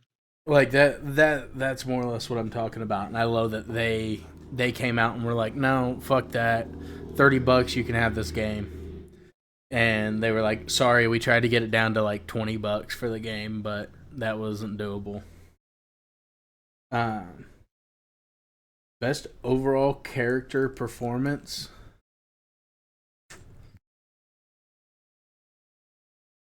You can just say the one that Chris picked too for this one. Well, I played enough games, I should be able to pick one out. My default that I want to go to is just Claptrap because I hated everybody in Monster Hunter. Everybody was so annoying in Monster Hunter, especially the little boy, whatever his name was. I can't remember. Nada. I would have. Never mind. I can't say that. What? I just hate him so much. Yeah, I wish he Nada to exist. Yes, that's much better than. But actually, what's his name? Zane. We'll give it to Zane from Borderlands 4. I actually thought that his little portion of the game was pretty fun. Best new IP, Where Winds Meet. So far, I'm having a ball with it. I think it's great. Indie game of the year. I don't think I played any indie games, so I'll just give it a Hollow Knight Silk Song. Game of the year. Probably should have been one of those, but I didn't play any of those, so It doesn't have to be a game that you played if you think something should win. No, I don't. See, at that point, I think your opinion gets invalidated. If you pick a game that you haven't played, that's not a good opinion. I feel like you need to play it, see how it feels, and shit like that before you are able to choose something to be the best. That's just my opinion, though. But a regular game of the year. Probably just give it to. You know what? I give it to Where Winds Meet. I'm having a bunch of fun with it. It came out this year. The Monster Hunter. No, never mind. Digimon Time Stranger. Digimon Story Time Stranger. It's got to be that one. Q, I'll say you froze for a second, Q. Yeah, I've Yeah. been frozen for a second. Digimon Story Time Stranger gets it for me. It was a very good game. Came out. If there were any bugs, I never knew about them. I never experienced them. I didn't hear anything about people not being able to play it. You know, I played it on my Steam Deck. It's just a great game, fun game, and a big win that Digimon itself needed to get, because it's definitely been the franchise of our childhood that's gotten the shaft more than anything, I feel like. There Yep. was popular streamers playing it too. I told the episode you weren't here for, Q had mentioned playing the Digimon game, and like I don't know how many streamers you guys know. I'm sure you know some of them, but Valkyrie was playing Digimon Time Strangers. She's a big streamer, part of the owners of 100 Thieves with Nade Shots from Call of Duty. Um, Asmongold played it. not Yeah, Asmongold played it, so like it's popular with a lot of big people too. So I could definitely see That's good why. because it was a very good game, and I'm actually kind of upset that it wasn't at least on the panel for it. Like it wasn't on the options that everybody get, like whenever it was going through like the Yeah, game awards and stuff. nominee. Yeah, was it a Yeah. nominee? So, but I think that ends mine. It's up to you, Q. Remaster remake. I'm going to slam through mine because I don't really have a lot of opinions on a lot of these topics. Remaster remake of the year. Chris's VR game of the year. Chris's best audio design. I did like Monster Hunter a lot. It's another one that I will find myself on the home screen of, just sitting and like doing stuff and listening to the music of. It's very Movie of the relaxing. year. Weapons. I think that was the most fun that I've had in a movie theater in the last couple years, was watching that movie. That have you seen it, Chris? I've not seen it. The only movie I watched this year, I can't even remember what it was called, but it was like these people are like it's a like in real life, they're husband and wife. It's like James DeFranco and the chick that played Allison Brie. Maybe that's her real name. I Alison think her name Brie, is Allison Brie, actress. Yeah. but but they like Oh, something's Together, wrong. Yeah, I think that's dude. what it's called. Where they That where movie they get looked attached sick. and at the end of the movie they end up becoming one person. Like it was interesting, and like that's the only movie I watched this year. It's like it wasn't a bad movie, but I don't feel I can vote that as movie of the year without actually seeing another movie besides that. To be fair, That's fair. Yeah. Best TV series: Severance, Severance, Severance. That Severant. that TV series, you should go. Everybody should get Apple. Everybody should Apple TV, watch Severance, and be pumped for the next season of Severance because it is so good. It is so, and to your point that you made, we did talk a lot more about Alien, but that is something that we've had a lot of time in residence. Like, we like the Yautja, we like the Xenomorphs, we like all of the corporations and everything. So like, we had a lot of basis to sit and talk about. With Severance, I liked it so much because it's like, what the fuck could be going on? What the fuck is this? Yeah. And I really like Severance. Too good. And that was like right at the beginning of the year, but it still takes it for me. Best gaming moment, I am going to give the best gaming moment. I saw a clip of a guy who he was in the ice area in Monster Hunter Wilds, and he hit the nastiest like hammer dive off all the way on to Jindahad for a kill. Super sick. There was a lot of Monster Hunter clips when Monster Hunter first came out that I'm like, oh yeah, that's fucking magnificent right there. Best overall graphics. See, this is a hard one for me because my computer is so dog shit that everything kind of looks the same when you play it on my computer. So, um,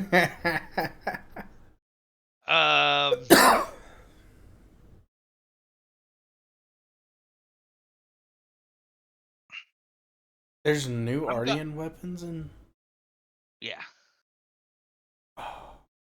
I'm going to give it to this is kind of a cheating on this one, but there was a graphical update that Minecraft added to the entirety of the game that like makes the water look super realistic and all kinds of stuff like that. So that is what I'm going with, is not that it had the best graphics of the year, but it got the best graphical upgrade of the year.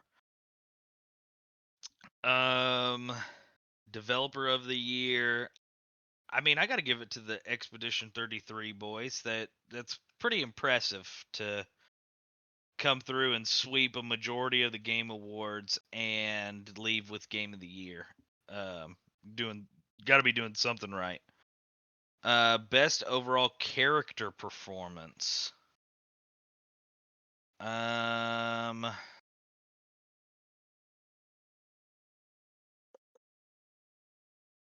hmm.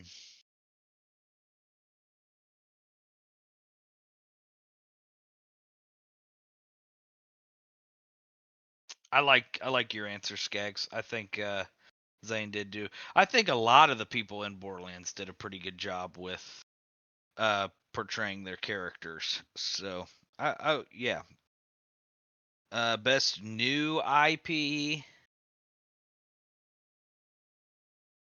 Yeah, Expedition 33. Even though I've seen a lot of gameplay of it and it looks really fun.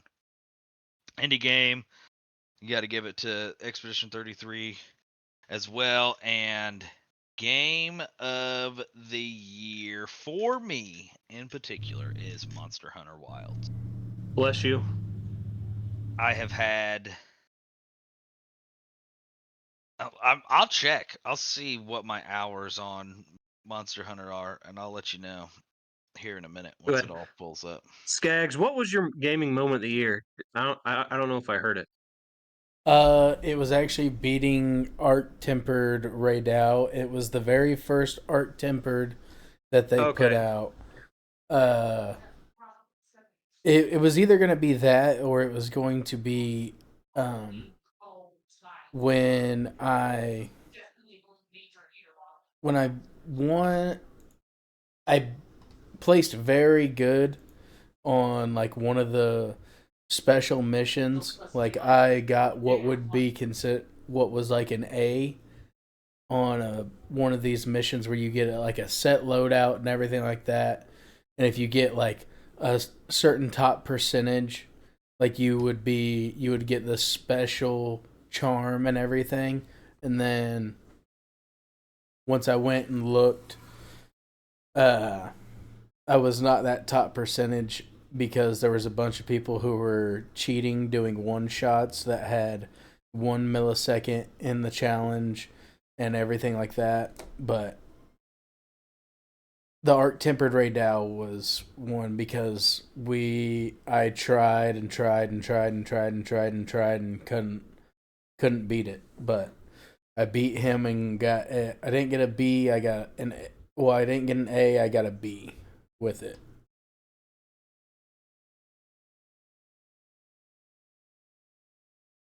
But that was mine. And you chose So Monster Hunter as your favorite, Q? Oh yeah. what's those hours? 1,000,005? 2,000,000? 2,000,000 hours? That's what I'm trying to let it. Mine is 171. So you can only imagine what Q's is. Oh my god. Well, in the last 2 weeks, I've played 12.2 hours of Monster Hunter Wilds, and that is for a grand total of 400 hours on the money. Here, I I wanna. don't want to do the math and know how many days that is, but it's days worth of playing. They This do game. all these recaps at the end of the year. I don't know if Steam has one, but like my most played game was like Elder Scrolls Online. It was like 295 or 395 hours. So I definitely know the hour count and understand that. You're only 300 hours behind me. The time that I have on New World, and I like all of your guys' choices. I think the gaming moments is also unique. another one that would be a runner-up for gaming moments, actually, because I thought this was last year, but it might be this one, is beating the really big raid in New World. The Worm Raid. Gaming moment too. I didn't mention what I meant. Oh, yeah, I did mention going back to the card shop for myself, but like when I was in LA in June doing all the video game stuff with the team and stuff. Jason Ronald is the guy that used to be head of backwards compatibility. He's the one that designed the Xbox Series S and X. He's the tech guy. He's the bald guy, big beard. They call him the Wizard of Xbox. He knew my name when I walked up to greet him. So to me, that's also a moment worth mentioning is someone that is like that important at Xbox knew who I was, and we had never talked in person before or on a podcast. Our only interactions were social media and him being in my articles. So for me, that is also really fucking cool that he knew who I was. Well, I was gonna say, why don't we also what what's been your favorite moment just in and of the year? Like what doesn't have to be Starting the gaming. podcast, Starting the podcast. probably starting the podcast because when you guys, well, not really necessarily like if Jordan was still open, like you guys kind of left Magic regardless. You were on the outs. Like we've talked about this before. Like I apologize for trying to guilt trip you guys into keeping you guys coming back and stuff like that. But um there's lots of epic moments. The guy knew my name, all these strides I've made for the website. I'm the community manager for the website and personal stuff with Magic and just all the strides that I've made. A big thing is starting this podcast because we know 95% of the time we're all three going to be here for 2 hours right now, every other Saturday, talking about something we enjoy talking about and love to do. And that's gaming, Magic, Pokemon, whatever the gaming anime topic might be. So for me, the biggest moment of the year would be starting the podcast. And like there's lots of stuff like the announcements of the Xbox showcase of Final Fantasy finally coming back to Xbox. Um the Xbox ROG Ally, seeing that announcement in person, talking to all these big people. Returning to Magic was also important. That's why it's my gaming moment of the year. Um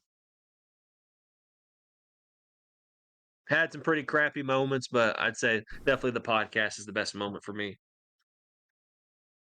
Hell yeah, hell yeah.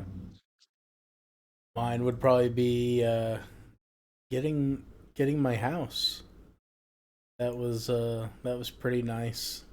Getting my own house with Yeah. my girlfriend. Mm. Best part of 2025. I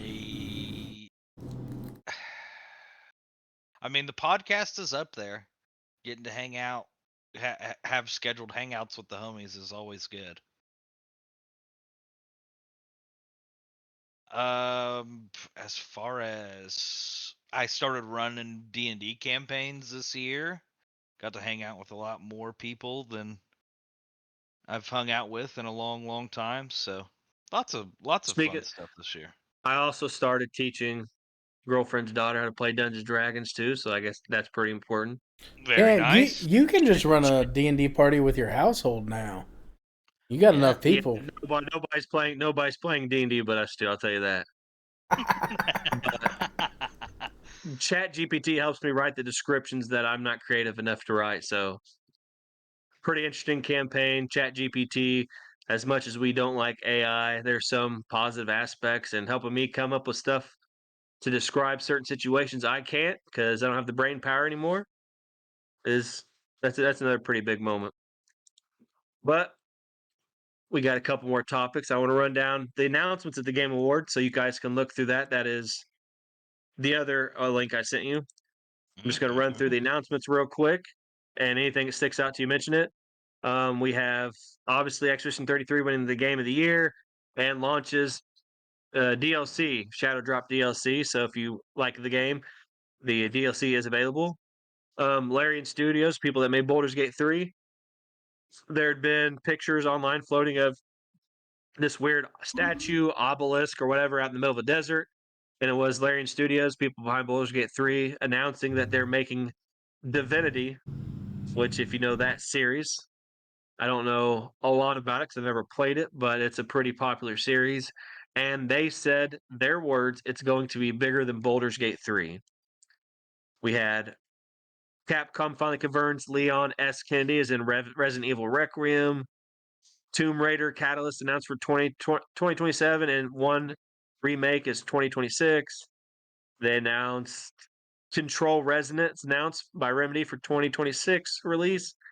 Returnal Successor Saros gets a new trailer and release date. Super Mario Galaxy movie gets a whopping 30 seconds of new footage at the Game Awards. Mega Man Override revealed by Capcom. 2027 launch plans and first trailer was released. Lego Batman Legacy of the Dark Knight release date announced. Diablo 4 expansion of Lord of Hatred revealed. Adds not one but two classes, including the Paladin. Debut trailer for Street Fighter movie. Shown off famous special moves and even a car bonus stage, whatever that is. Star Wars Galactic Racer announced from former Burnout and Need for Speed developer. That sounds really cool. Phantom Blade Hero has a release date at last. Pragmatic gets new date demo out on Steam right now and will come to Switch 2. Gang of Dragon is Toshiro Nagashi's new game, and it looks like Yakuza, which is I'm a big Yakuza fan, so that's cool. Warlock Dungeons and Dragons is a new single player RPG that leans into expressive magic. My big announcements are that and the Divinity game. Forest 3 confirmed by Midnight and Sons of Forest. Follow first trailer. Highguard ended the Game Awards with a look at this new take on PvP. Total War Warhammer 40K announced from Creative Assembly. She's going to be a pivotal part of the story. Invincible Versus has a completely original fighter just for the game. 4Loop revealed as PlayStation's new sci-fi co-op shooter from Bad Robot and Left 4 Dead designer. Next game from developer of Descent is called No Law. Looks a bit like Cyberpunk. Ace Combat 8, Wings of Thev announced for PC and consoles in first trailer. Lenny Kravitz is joining 007 First Light game. Marvel Lenny Rivals Season Kravitz. 6. Yes. Eminem also just had a thing with, we talked about that already, but Marvel Rivals Season 6 trailer confirmed Deadpool as new playable character. Next playable character, the Witness and Braid creator, Jonathan Blow is his name, announced new 250-hour puzzle game, Order of the Sinking Star. Lords of the Fallen 2 publisher discusses dismemberment, lore, and learnings for the sequel. Out of Worlds is a stunning, unique take on co-op platforming game. Neo 3 gets action-packed trailer showcasing samurai and ninja combat. Mario plus Rabbids creator David Soliani announces new platforming game, Bradley the Badger. I actually seen this trailer right when I joined to talk to Skags, and it looked hilarious and fun. Yeah, it looks fun. Stupid Never Dies is set in a world where monsters are part of everyday life, and you are a lowly zombie teaser trailer. The Free Shepherd kicks off the Game Awards. The Last of Us and Uncharted 4 director unveils the next project, Coven of the Chickenfoot. Decrepit is a terrifying first-person Souls-like Souls-like coming to PC in 2026. Audio Met gets new gameplay trailer and demo. Guild Wars 2 Visions of Eternity expansion gets a new trailer. It's awesome to see that a game this old is still getting expansions and stuff. Solasta 2, my third favorite announcement, early access release trailer. Um, and then it just has a list of all these trailers. Like I mentioned, the um, scroll back up real quick. The Divinity game, I've never played Divinity 1 or Divinity 2, but I've always been interested in the series. It's finding the time to play all the games I want to play. So, really interested in the Divinity, and then the Wizards of the Coast partner for the where the fuck is it? The Warlock Dungeons and Dragons game seems really cool. So, looking forward to that and the Star Wars Racer game. So, Oh, dude. And you didn't even say the best one. Star Wars Galactic Racer's coming out. oh And yeah, it's I forgot. it's going to be a like you can piece your pod racer together and do everything. Yeah. But Star Wars Knights of the Old Republic sequel is coming I out. forgot. I forgot to Yeah. mention that because that's not on that list that I Yeah. just read off. However, Yeah. Casey Hudson, for everybody that doesn't know, is the main guy behind Mass Effect 1, 2, and 3. Arguably one of the best trilogies of all time. So I have complete confidence, even not being a huge Star Wars fan, as I just watched it for the first time last year, or the year before, that this game is going to be excellent. Knights of the Old or it's not Knights of the Old Republic, it is Fate of the Old Republic. Fate of the Old Republic. That is probably going to be my game of next year. Unless they totally biff it, like just fully, absolutely miss the mark, which I highly doubt that they're going to do. That will be, I will be playing that game to its completion. You know All right, what what else game I sticks probably out to won't? you guys? Go ahead, Skaggs. No Fable mention. Yeah. Well, it's funny that you mentioned that because it's not one of our topics for today, but Xbox did announce a important developer direct in January, and one of the people that will be there is Playground Games. Yeah, it's probably for Oh. fucking Forza 15. I will say I'm almost positive, and you can quote me on this. It's I'm Fable clipping it. news. Okay. Clip it. All right. Clip it. I believe it's Fable news. I'll clip it, and if It might be there's no Fable, Fable it might be news, Fable and Forza Horizon news, but I think it is for sure Fable.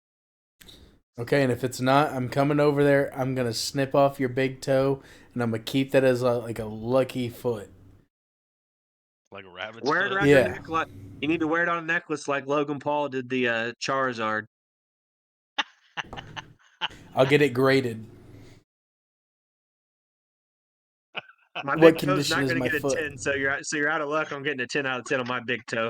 But you might get an 8 or a 9, so That's fine. I ain't looking for perfection. I'm looking for Fable 4. I believe wholeheartedly in January that it is something that they talk about. I'm hoping I so hope because I actually have been seeing a lot of. I've seen a few things that are like doomsayer stuff, but I've seen a good amount that's like, hey, this progress is looking pretty good. I think they probably had to go back to the drawing board a little bit because, funny enough, like it looked like it was going to be like, okay, you get this character and then you go through the story, which is not necessarily how Fable's always been. Fable has always been a very choice filled game. Like they were gonna make you play as that lady that was kind of looked like she had a touch of Downs, and you were just gonna play through a game like a normal RPG or something. But Fable has always been like you're all about like your choices and stuff. So, like, I don't know. Maybe they had to go back to the drawing board on some of that. They were too focused on just a here's point A to I point also B. I also think it's still in development, but I also think being that Xbox has so much shit these days that they want to release the guaranteed what they believe the moneymakers are on time because the the pressure that Microsoft puts on the Xbox division specifically. So I feel they were more comfortable moving Fable back or giving more time to work on whatever they need to work on to make it perfect as they can Listen, versus once they Call of put Duty not coming out on time or uh, something else that they believe will 100% make money. listen, it'll 100% make money as long as they do a decent job. All of us old fuckers who love Fable will come out of the woodwork and give you this fucking $60 and play our hearts out. I But believe it will as well. What do you think, Cube, about these announcements? You mentioned the pod racer. Is there anything else that that's sticks out so to you or dope. Skag?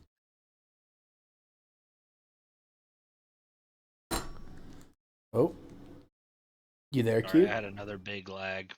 Yeah.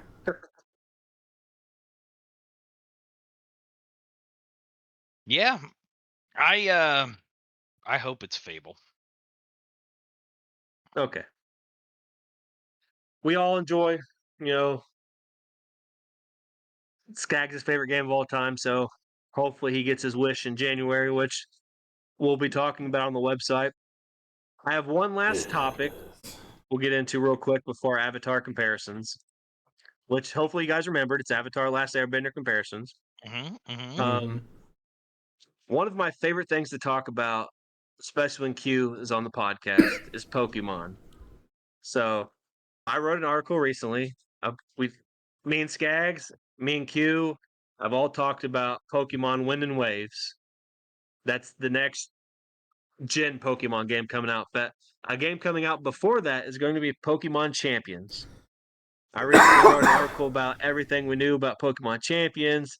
I talked about how it's a new era for competitive Pokemon, where it's going to be replacing the traditional mainline RPG structure. It's going to be streamlined for competitive play that removes the sole focus on like you have to. I don't know exactly how it's going to work, but it's going to remove like the primary focus of being catching and breeding to allow you to um, focus more on the competitive play. It's going to be cross-platform with Pokemon Home integration. You'll be able to play on your phone, Switch 2. Pokemon Home will allow you to bring games from all different generations. It's already the official platform for 2026 World Championship. Is Some it? regions are going to keep. It has been announced starting in 2026. It's becomes the main platform for VGC and most championship series events. Some regions are Nice. temporarily going to keep Scarlet and Violet, but the global circuit is shifting to Pokemon Champions. It establishes Pokemon Champions as the future foundation of official Pokemon esports. They talked about the ways to assemble and train your team. Players can trial Pokemon for free by investing VP, which is I forget what it's called. I think it's called Victory Points. Victory But points. yeah, players can trial Pokemon for free by investing Victory Points. Trial them for free before investing the Victory Points to recruit them permanently. Makes it easier on people like me because one of the big things I love rental Pokemon teams is because I don't have a lot of time to go out, breed, catch, and do all that stuff. So it limits the disadvantages for some people that want to have access to the battle ready Pokemon, so to speak. Permanent recruits can have stats, abilities, and moves customized for competitive optimization. The system balances experiment with long term planning and support deeper strategy, which makes it seem like the players who are more better with like same thing with Magic, the person that knows their deck, plays their deck a lot, knows the archetype. It rewards players that are really good at the game versus just let's make it easier for new players to bring them up to the good players level. However, it still has that aspect of if you know the ins and outs, you're still going to be rewarded. I talked about the victory points and progression system for the game. Victory points cannot be purchased with real money, so there's no pay to win situation. Um, Mainly earned through ranked battles required for recruitment and training, allows player to fine tune stats, moves, and abilities, shape competitive builds, cannot be purchased, ensures progressions, is earned and not monetized. They have ranked battles, they'll have casual battles and private battles, all announced at this moment. Something I'm extremely happy for, Mega Evolutions is fully supported in Champions initial ranked rule set. Makes you think that they're going to have the different mechanics from the generations. So it makes you think Mega Max, Mega Evolutions, Dynamax, Terrestrialization, Z moves. Just makes you think that there's going to be different regulation sets, which is cool. That will say, okay, Mega Evolutions here, Terrestrializations here, stuff like that. That will have a little bit of everything because I didn't play Pokemon when Mega Evolution was out. I think we talked about this before, but Mega Evolution's my favorite Pokemon mechanic. Steelix, my favorite Mega Evolution Pokemon that just looks so cool. So I'm super excited to be able to play this game and be able to experience Mega Evolution for the first time because I didn't play Pokemon ZA either. The Dude, Omni Ring enables Sorry, go ahead. can I kind of hope that I'll be able to terrestrialize my Mega Pokemon. That's crazy. I mean, And then it's. Gmax I mean, them. it seems like it's possible, but I don't know if they're going to allow that. However, who knows? They might get creative and like regulation omniscience or some crazy name and like do this and with all these extra things. The Omni Ring's a big thing for the game, which is going to enable Mega Evolution and may gain additional features in future updates. Your least favorite thing, Mega Dragonite, introduced in Legends EA, is confirmed to appear in Champions. Um, Gameplay, presentation, battle atmosphere. Battles take place in large esports style arenas, dramatic lighting, energetic crowds. So I like that. Blends the spectacle with competitive clarity, making matches cinematic, readable. The game combines Mega Evolutions and Terrestrialization, starting off merging power systems from multiple generations.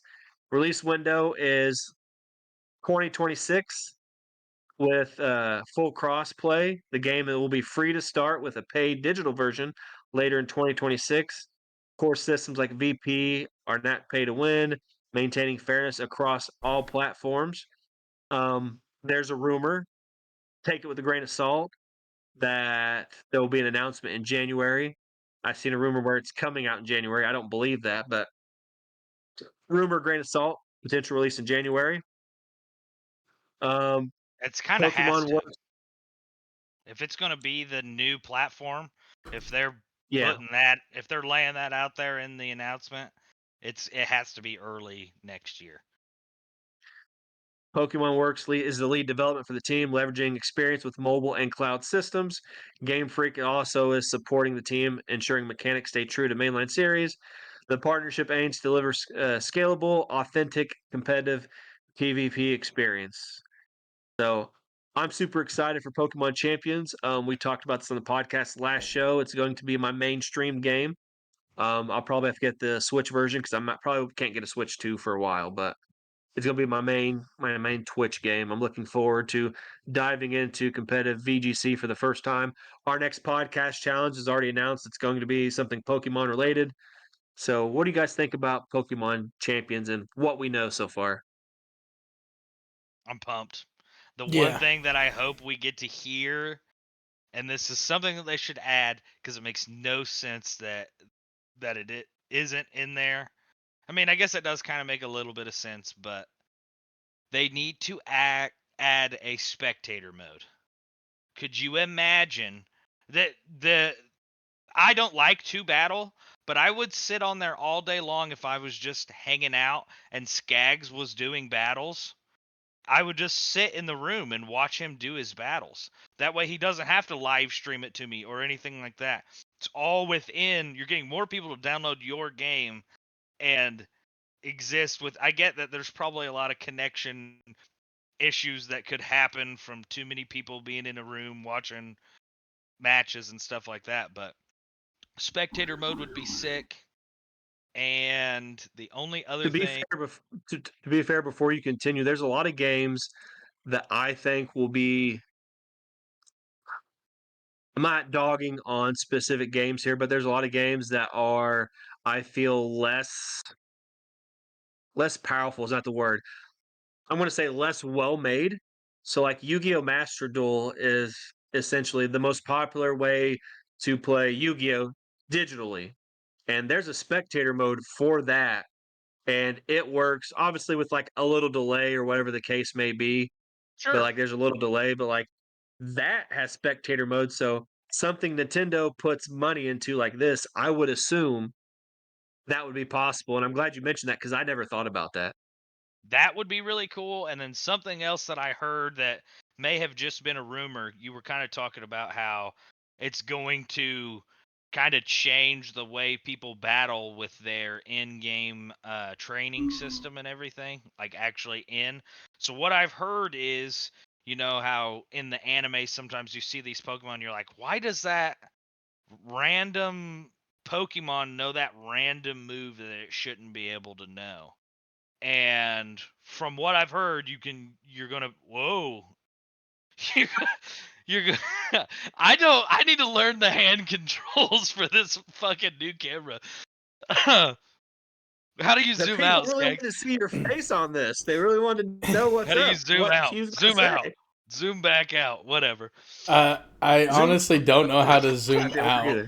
using hand signs. Uh um the uh I don't even know what I was saying now. Oh, all the random. So you get this random Pokemon who has these random moves, and you're like, why does it know that? So you can actually it within there, whether it's using victory points or whatever it is, you're going to be able to be like, okay, my sleeper Pidgey, you know, Pidgeot or whatever that I'm using knows flamethrower, even though it shouldn't be able to know flamethrower, but it's because I have enough friendship with it and I have enough friendship with it, and I use my victory points to do that. So we're going to start seeing some builds where certain Pokemon have certain moves, or I doubt that they would do it with abilities, but certain moves where they shouldn't be able to have that, and that's going to kind of shake things up in the battling. I'm excited for it. I Now zoom I've out. not heard I've not heard anything about that specifically, It's but coming. to me it seems possible because you look at some of the rewards they've given out. It might be Scarlet and Violet. It's Scarlet and Violet or Sword and Shield.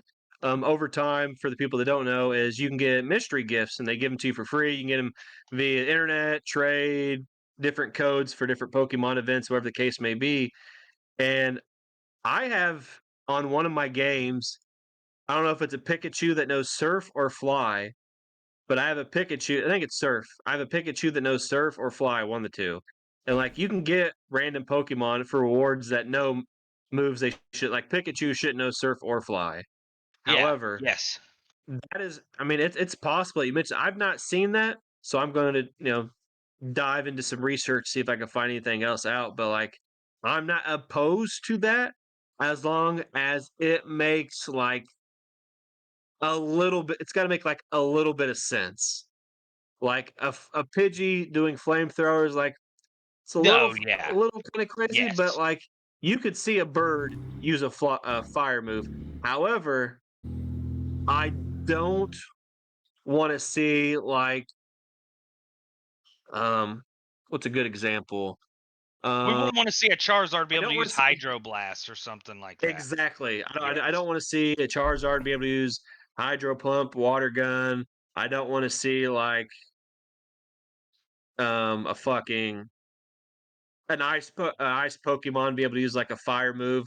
Like there's some moves that can make sense. Like I could see a ghost ice Pokemon being able to use like Will-O-Wisp Yeah. or something of that nature. But like you said, Charizard, I better not see anybody hydro pumping me with a Charizard. Yeah. No, I think from what I've heard, and it's probably something that they will have to balance over long periods of time of people using it. If one thing gets way too out of hand, they will do something about it. But and that may not even be legit, but I do feel like I remember hearing them talk about the training on there. Not only is it going to be a lot easier to EV and IV max and train your Pokemon, it's going to give you more. I think basically the way they explained it was like you're going to have more opportunities and more ways to battle Pokemon in different ways than you have before. Just happy that we have access to victory points. Isn't a rental team system, but the biggest thing for me is being able to that's got to be a really good fucking camera. It just follows Q every fucking where. Did it run? Yeah, It followed you all the way out God the door. damn it! you Oh, moved it turns all the way around. Yeah, you moved too fast. It victory didn't point- get to. It lost you, so you got to frame yourself up again. There you go. The victory point system is a really good idea. However, I think you need to be able to earn some outside of ranked battles because a new player that goes in there, if they're battling Wolfie Glick, they're not going to get any fucking victory points. So, Yeah. as long as the system is implemented to help newer players reward more experienced players, obviously with more victory points versus, I think it's good. What do you think about Champion Skags? I'm glad that we're finally getting something more akin to like oh, I can never remember it, but like the computer one, the Showdown. We're getting something more akin to Showdown where like it's gonna be centralized for battling online competitive stuff, and hopefully they don't see like a decrease in sales or something to where they kind of remove the fact that it's going to be the main place where everybody goes to get get like their competitive battling and everything, because that's always been kind of a concern of mine, is that they're going to see if they make champs and they make something that's very like one-stop shop for your competitive battling, they might see a decrease in the amount of mainline games that get sold. And so I kind of feel like that a little doomsayer is esque with it, but I'm definitely hopeful because we definitely needed a way to like separate and not only that, make it easier to get the Pokemon that you want. Yeah. Because everybody's talking about cheating and everything in Pokemon, but I'm also one of those people that I don't care. I don't care that the dude didn't want to spend 40 hours trying to get the absolute peak perfect Pokemon, because that shouldn't be necessarily the requirement for competitive Pokemon, is to sink a full works week worth of time into this game that hopefully he gets it within that 40 hours, or he might get lucky and be able to get 2 of his Pokemon. And I'm full. I want to say I'm fully on board with rewarding people that do put in that time and effort. Obviously, someone like Wolfie or any of his the other amazing Pokemon players out there, his buddy Marcus or anything like that, like the people that do put in the hours should be rewarded, but there should be a process like this to help newer players get into the space because when all these people one day retire, Wolfie, Marcus, all these other people, like if you don't have a onboarding platform for whatever game it is, it doesn't matter if it's Pokemon, Magic, Yu-Gi-Oh, Counter Strike. If you don't have an onboard onboarding process, the game will it's not going to die, but it's going to be less populated. Yeah, you're not going to be able to get enough people in to be excited and want to go through the hardships that you have to for whatever your league is. And right now it seems, I don't know, that it seems to be growing, but I also have noticed like the sentiment around hacking Pokemon and like not like giving a Charizard like a Hydro Pump or anything, just like getting the completely legal set move IVs, EVs that you can, being more and more like I wish this was a thing because I'm absolutely tired of spending all my days trying to get this figured out type deal. I think And to your point with, worrying about the mainstay games, I think that this is a strategic move to be able to have more story. And I think in the future we're going to see a lot more story based Pokemon games and a lot less, think battling. This is just somebody who doesn't really like battling. Battling has always been this kind of strange interruption that happens in a story about Pokemon to me. And in the old games, it made sense when you're walking around in these little bitty lanes and you had the overhead camera and you were just kind of exploring a world.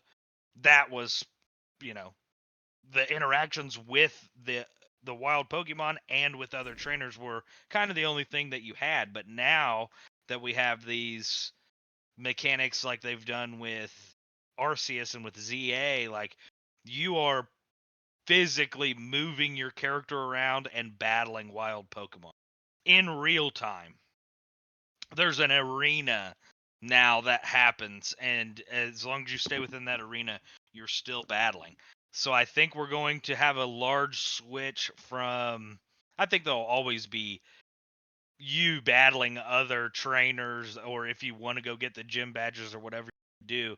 I think something like that will always be in the games, but Champions is going to be the place for all the battling, all of the EV/IV training, and it makes sense truthfully about the kind of spoofing your mons and getting everything, because now you just go in there, play a couple battles with Pokemon that you do have, then you can just buy a Pokemon. You know, you don't have to worry about doing any of that training. Or even if you're buying the base, now we know that you got this off of the Champions game and you're going to train inside of Champions. So I don't have to worry. Game Freak and everybody doesn't have to worry about any kind of shady mons coming in there. They do have integration with I bet I said Pokemon Go. Pokemon Home, so like you will be able to bring games from other generations. However, I feel that they will have something in place that's easier to detect these things. And like the hack Home is Pokemon thing does crazy. exist because I used to watch. I'm not going to say his Twitch name, but there was more than one Pokemon Twitch streamer, and one of the rewards is like you subscribe, you can get that. There's been point system for years now. That's channel points on Twitch. A lot of people had instituted like chat bots that could track people's points for subscribing, following, donations and stuff like that. And you would subscribe, you can get a battle ready Pokemon, or you could get a perfect IV Japanese Ditto. I guess Japanese Dittos with perfect IVs were Oh yeah. what you really wanted that for is what training. you And like want. I didn't know anything about like this. Like I love Pokemon, played it for years, know a lot, but this is a lot of stuff I didn't know. And then you could use these channel points to get a whole battle ready team. Like I had a whole battle ready team of legendary Pokemon Damn. at one point in time. So I know that guy or that person didn't have the time to make these battle-ready legendary Pokemon because you can't breed legendary Pokemon. At least the majority of them you can't. So they had to be And I don't hacked, and think like everybody knows what action replay is. It's you take it's this thing plugs into your computer. I Chris Jones, community manager lordsofgaming.net, do not support hacking Pokemon whatsoever, and do not use action replay. However, for legal reasons. Um, However, action replay exists. You plug it into your computer. There's a disk, a program. You put the game in a little action replay. You get like event Pokemon. Like not everything is hacked on this thing. You get like event Pokemon that you missed. You could get like all this battle ready stuff over time, eggs, whatever the case may be. Like I've seen it. LordsGaming.net community manager Chris Jones. I have never used a hacked Pokemon or support them in any type of fashion for legal reasons, but I know how it works. So I think that they'll have something in place to be able to protect this. Like I didn't know what Pokerus was. I didn't know about quote unquote Pokemon AIDS until I started watching these Pokemon streamers. Like I didn't know like that was a thing. Like I still don't even know what Pokerus is for.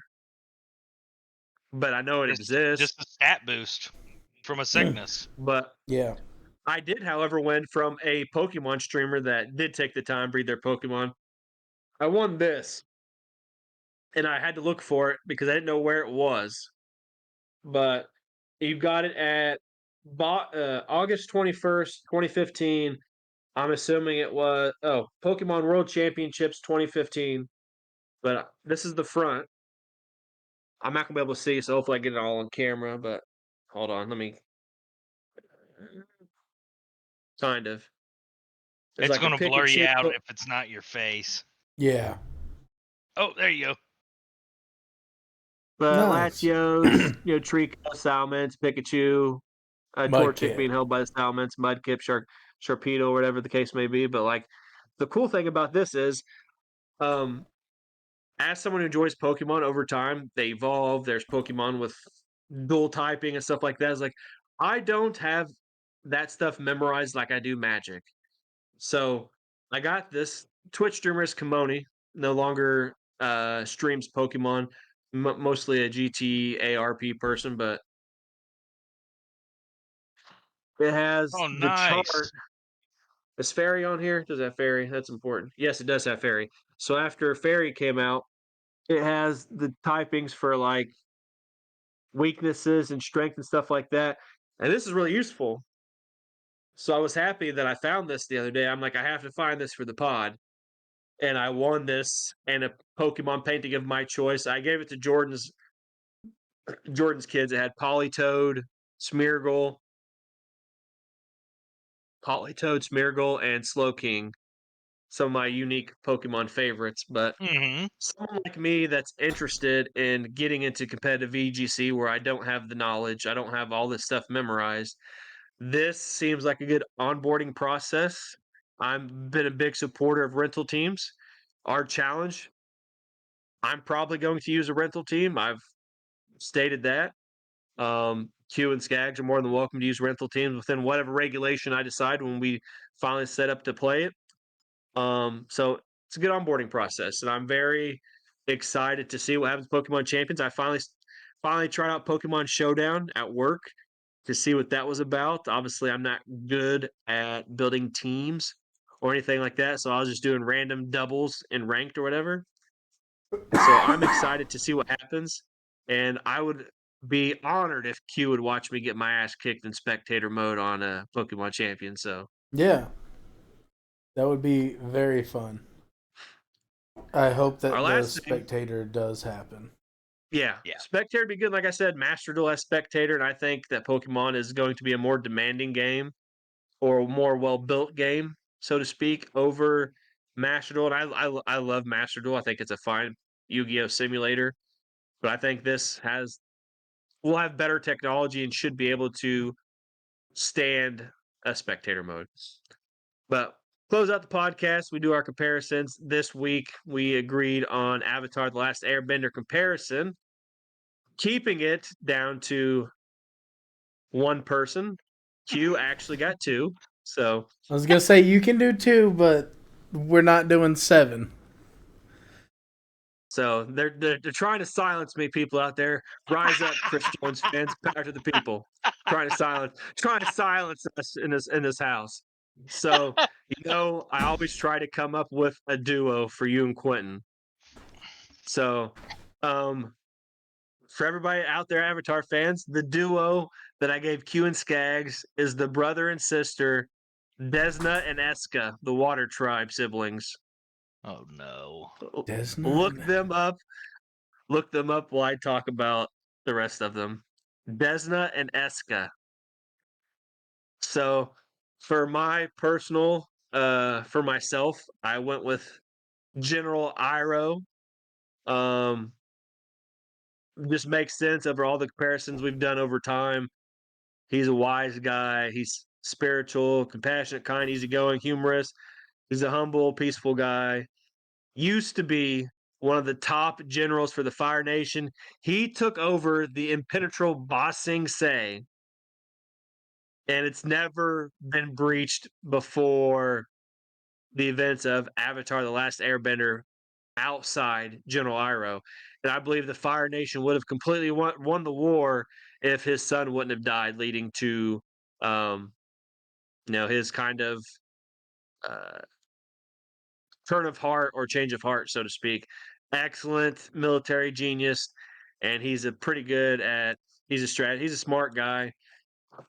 And we talk about the guidance that some of the other comparisons have provided, and why I've been picked for some particular ones. I feel General Ira most represents me. One of the ones I picked for Q kind of also represents me, but I want to leave that for Q. So when it comes to Skaggs, we'll save Q for last. Comes to Skaggs, I went with Prince Zuko.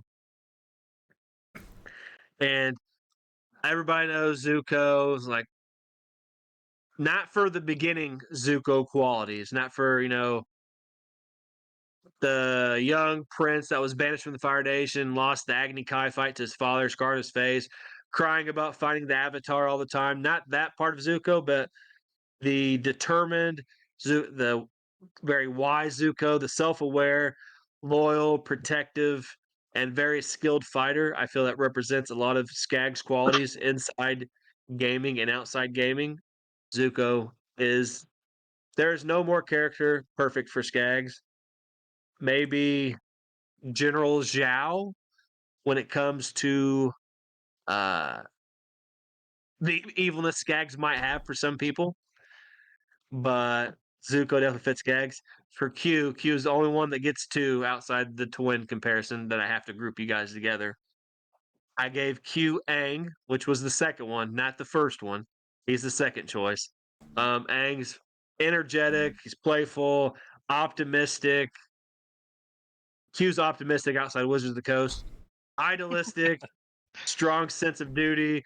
Q fucking calls all hours of the day, goes out on call uh, for his job. So very strong sense of duty.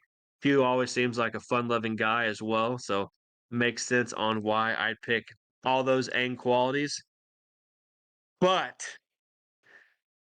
the one I think fits Q the most is none other than King Boomy.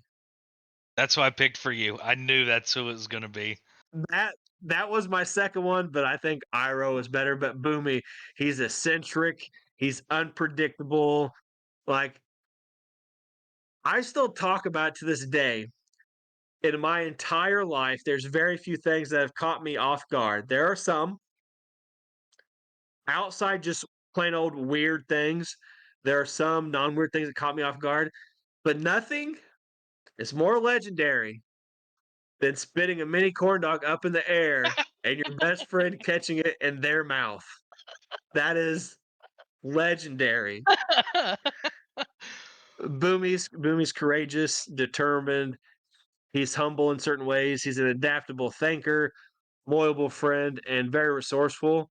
Like over the years, your house, just the things you've done with your house, the improvements and changes that you've made over time shows your resourcefulness. So I feel Boomy is perfect for you specifically.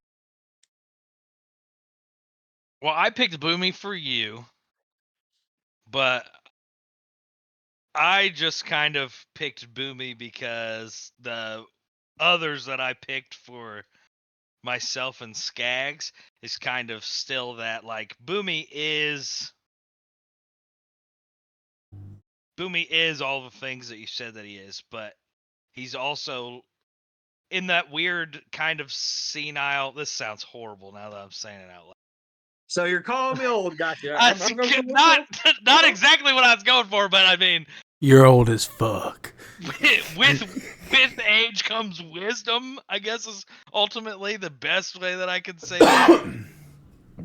I can And then agree that I compared myself to Boomy as well, but it was my second choice. And a lot of people don't know is like as crazy as Boomy acts on the show, does all the crazy shit with Aang. Like Boomy was a kid originally when Aang, before he went into the ice under the ocean or whatever the case may be, when he ran from the air temple with Appa. Like Boomy was a kid then. Like 100 years have passed. Boomy can still fucking go. Like if you've not watched the episode where Boomy I think he fights Aang. Like Boomy is probably the best Earthbender outside Toph. I think Toph's probably the best Earthbender of all time, but Boomy's no that point in joke, time, even at though, his old age. At that time, Boomy by he far was murking best everybody. Airbender. Yeah.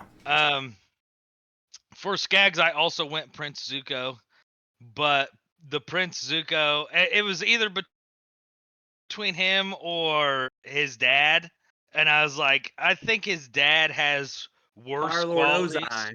Yeah, I think Ozai has worse qualities in that they're essentially mirroring characters, and in that last moment, the Zuko learning how to deflect the lightning, and then Aang like aligning his chakras and doing his thing. Those were those two pivotal moments in both of them where it's like, okay, I'm actually a good guy. So Prince Zuko's the one that I went with, and then for me, I went the cabbage guy.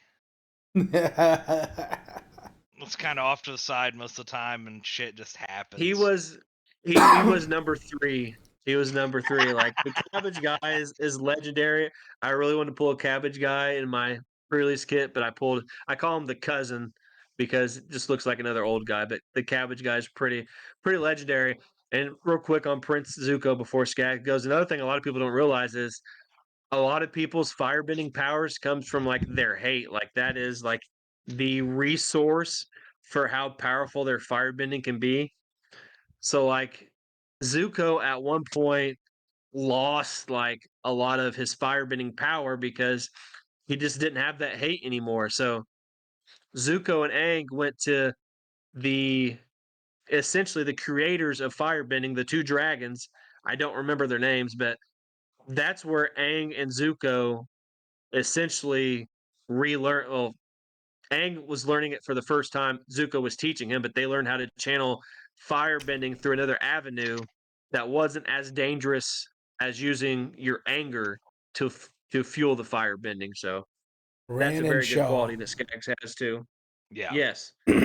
So that Zuko is Skaggs 100%. So, all right. For my comparisons, funny enough, I was going. I got one. I got two for me, two for Q, and I think only one for you, Chris, just because it fits well. Uh, for the duo was one with me and Q. I was going him, Aang, me, Boomy. Anyway, because they're dastardly together, and we like if you would have known us way back when we had no responsibilities and shit, like that's how we acted. We would just show Oh, up to yeah. people's I could see Aang. I could see Aang and Boomy doing the mini corn dog trick. Not gonna lie. I'll see if I can find the picture. I did shave my head in the Avatar era one time, or when my head was shaved, we drew it on something. I'll find it. But And the reason why he gets Aang over Boomy is anytime Homie shows you anything, he does the thing that Aang always did with the ball, where he did like off to the side and would spin it. Q always shows everything like off to the side like that if he's got something to show you. Hold on. Do the gesture. What are you talking about? Oh, God. That's how you always present anything if you have something to show somebody. Damn! Cabbage Guy does fit well for Q as well.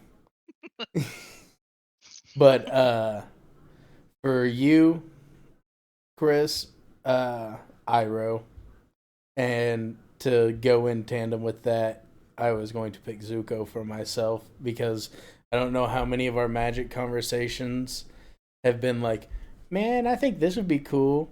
It doesn't work like that. Nope, I think it does. I think I'll be able to do it exactly how I want to. And, you know, sometimes it works out my way. Most of the time it worked out how you said. And, you know, hey, that is what it is. Is this our first 3 out of 3 comparison? Where one person gets where one all person three. got Yes. everything? Which, I mean, I guess it's kind of cheating because you gave it to yourself, but the qualities and everything fit to a point where it's like, I don't think you're just giving that to yourself for that. No, For the sake of it. We also only did Avatar: The Last Airbender too. We didn't include Korra, so I mean, Korra would have added some extra things, but I don't think all of us probably are would've as stuck with versed in Korra as well. I'm not versed in it either, but I think even if we went through that stuff, I think I would have picked the same choices, to be honest. Yeah, that's fair.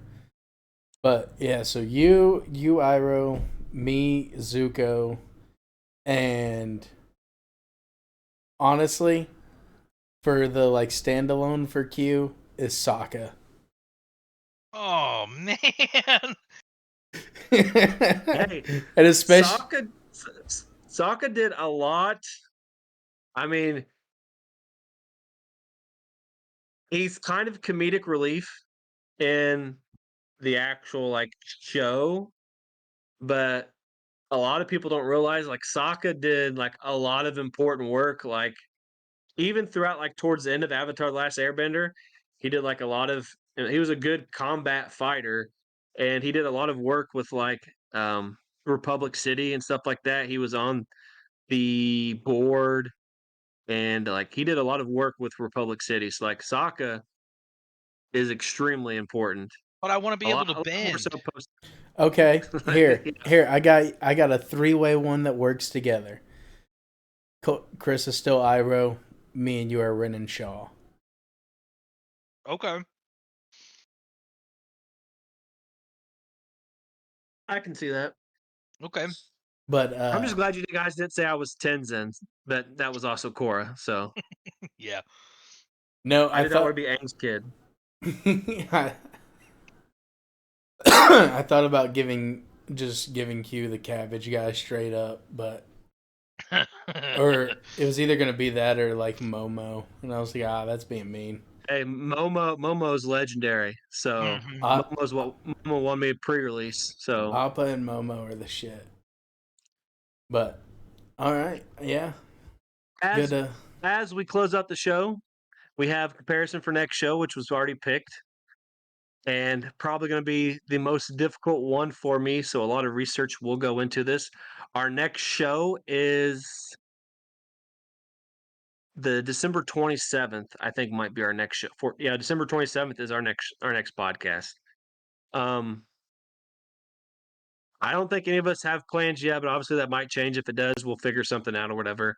I'm on vacation starting the 21st to the 16th, so if we have to shoot a different day, I'm game if necessary. But Marvel or DC villain or hero, and what would be our powers if we wanted powers? As someone who's not a giant Marvel or DC guy, probably going to be the most difficult one for me. So wait, are we actually doing characters? Or we can simplify it. I say we simplify it because I just kind of threw out a broad thing.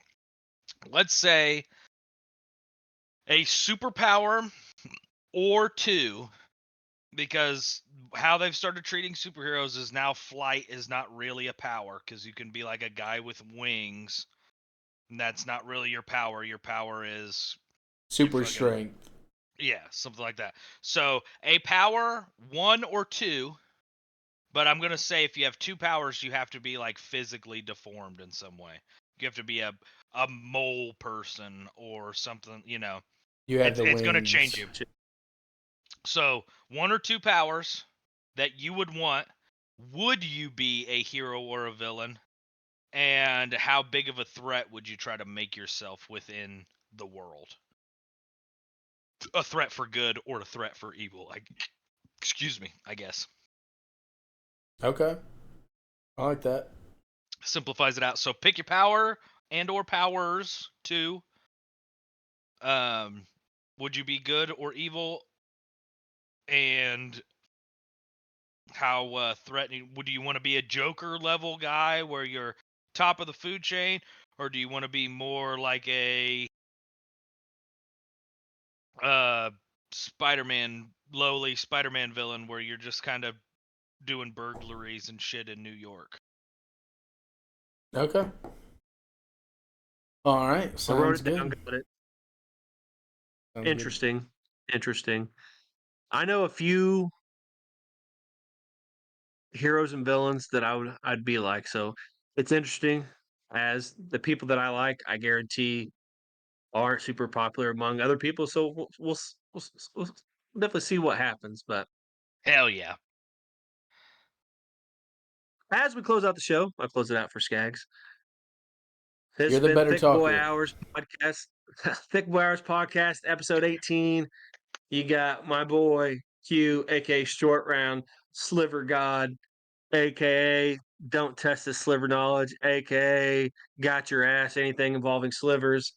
You can find him here every other Saturday. It's the only place at the moment. We got over there my boy Dodgy Yeti, aka Tyler Skaggs, aka Vintage ISO, Mr. Niv to Light, not listen to Chris, bring to light into my flip guy that Chris never remembers the name of. I love Extras. Rakdos Cackler. Go F yourself, Chris. But you can find him on Twitch, Dodgy Yeti, Twitter, Vintage ISO, Facebook as his actual name. And that's all the social media. Discord, Dodgy Yeti. I don't know if he'll put it in the bio, whatever the case may be, but we got a Discord here that we're a part of. And you can Am find I him in? streaming over there. He loved New World. He's been playing. What's the new game called you talked about again? Where winds Just came meet. out, MMO. Where Winds Meet. Hopefully check him out streaming. He popped by my stream the other day. I forget what I was playing. I think I was playing Elder Scrolls or whatever, so I wasn't very talkative in PvP, but stop by the stream. You can find me everywhere.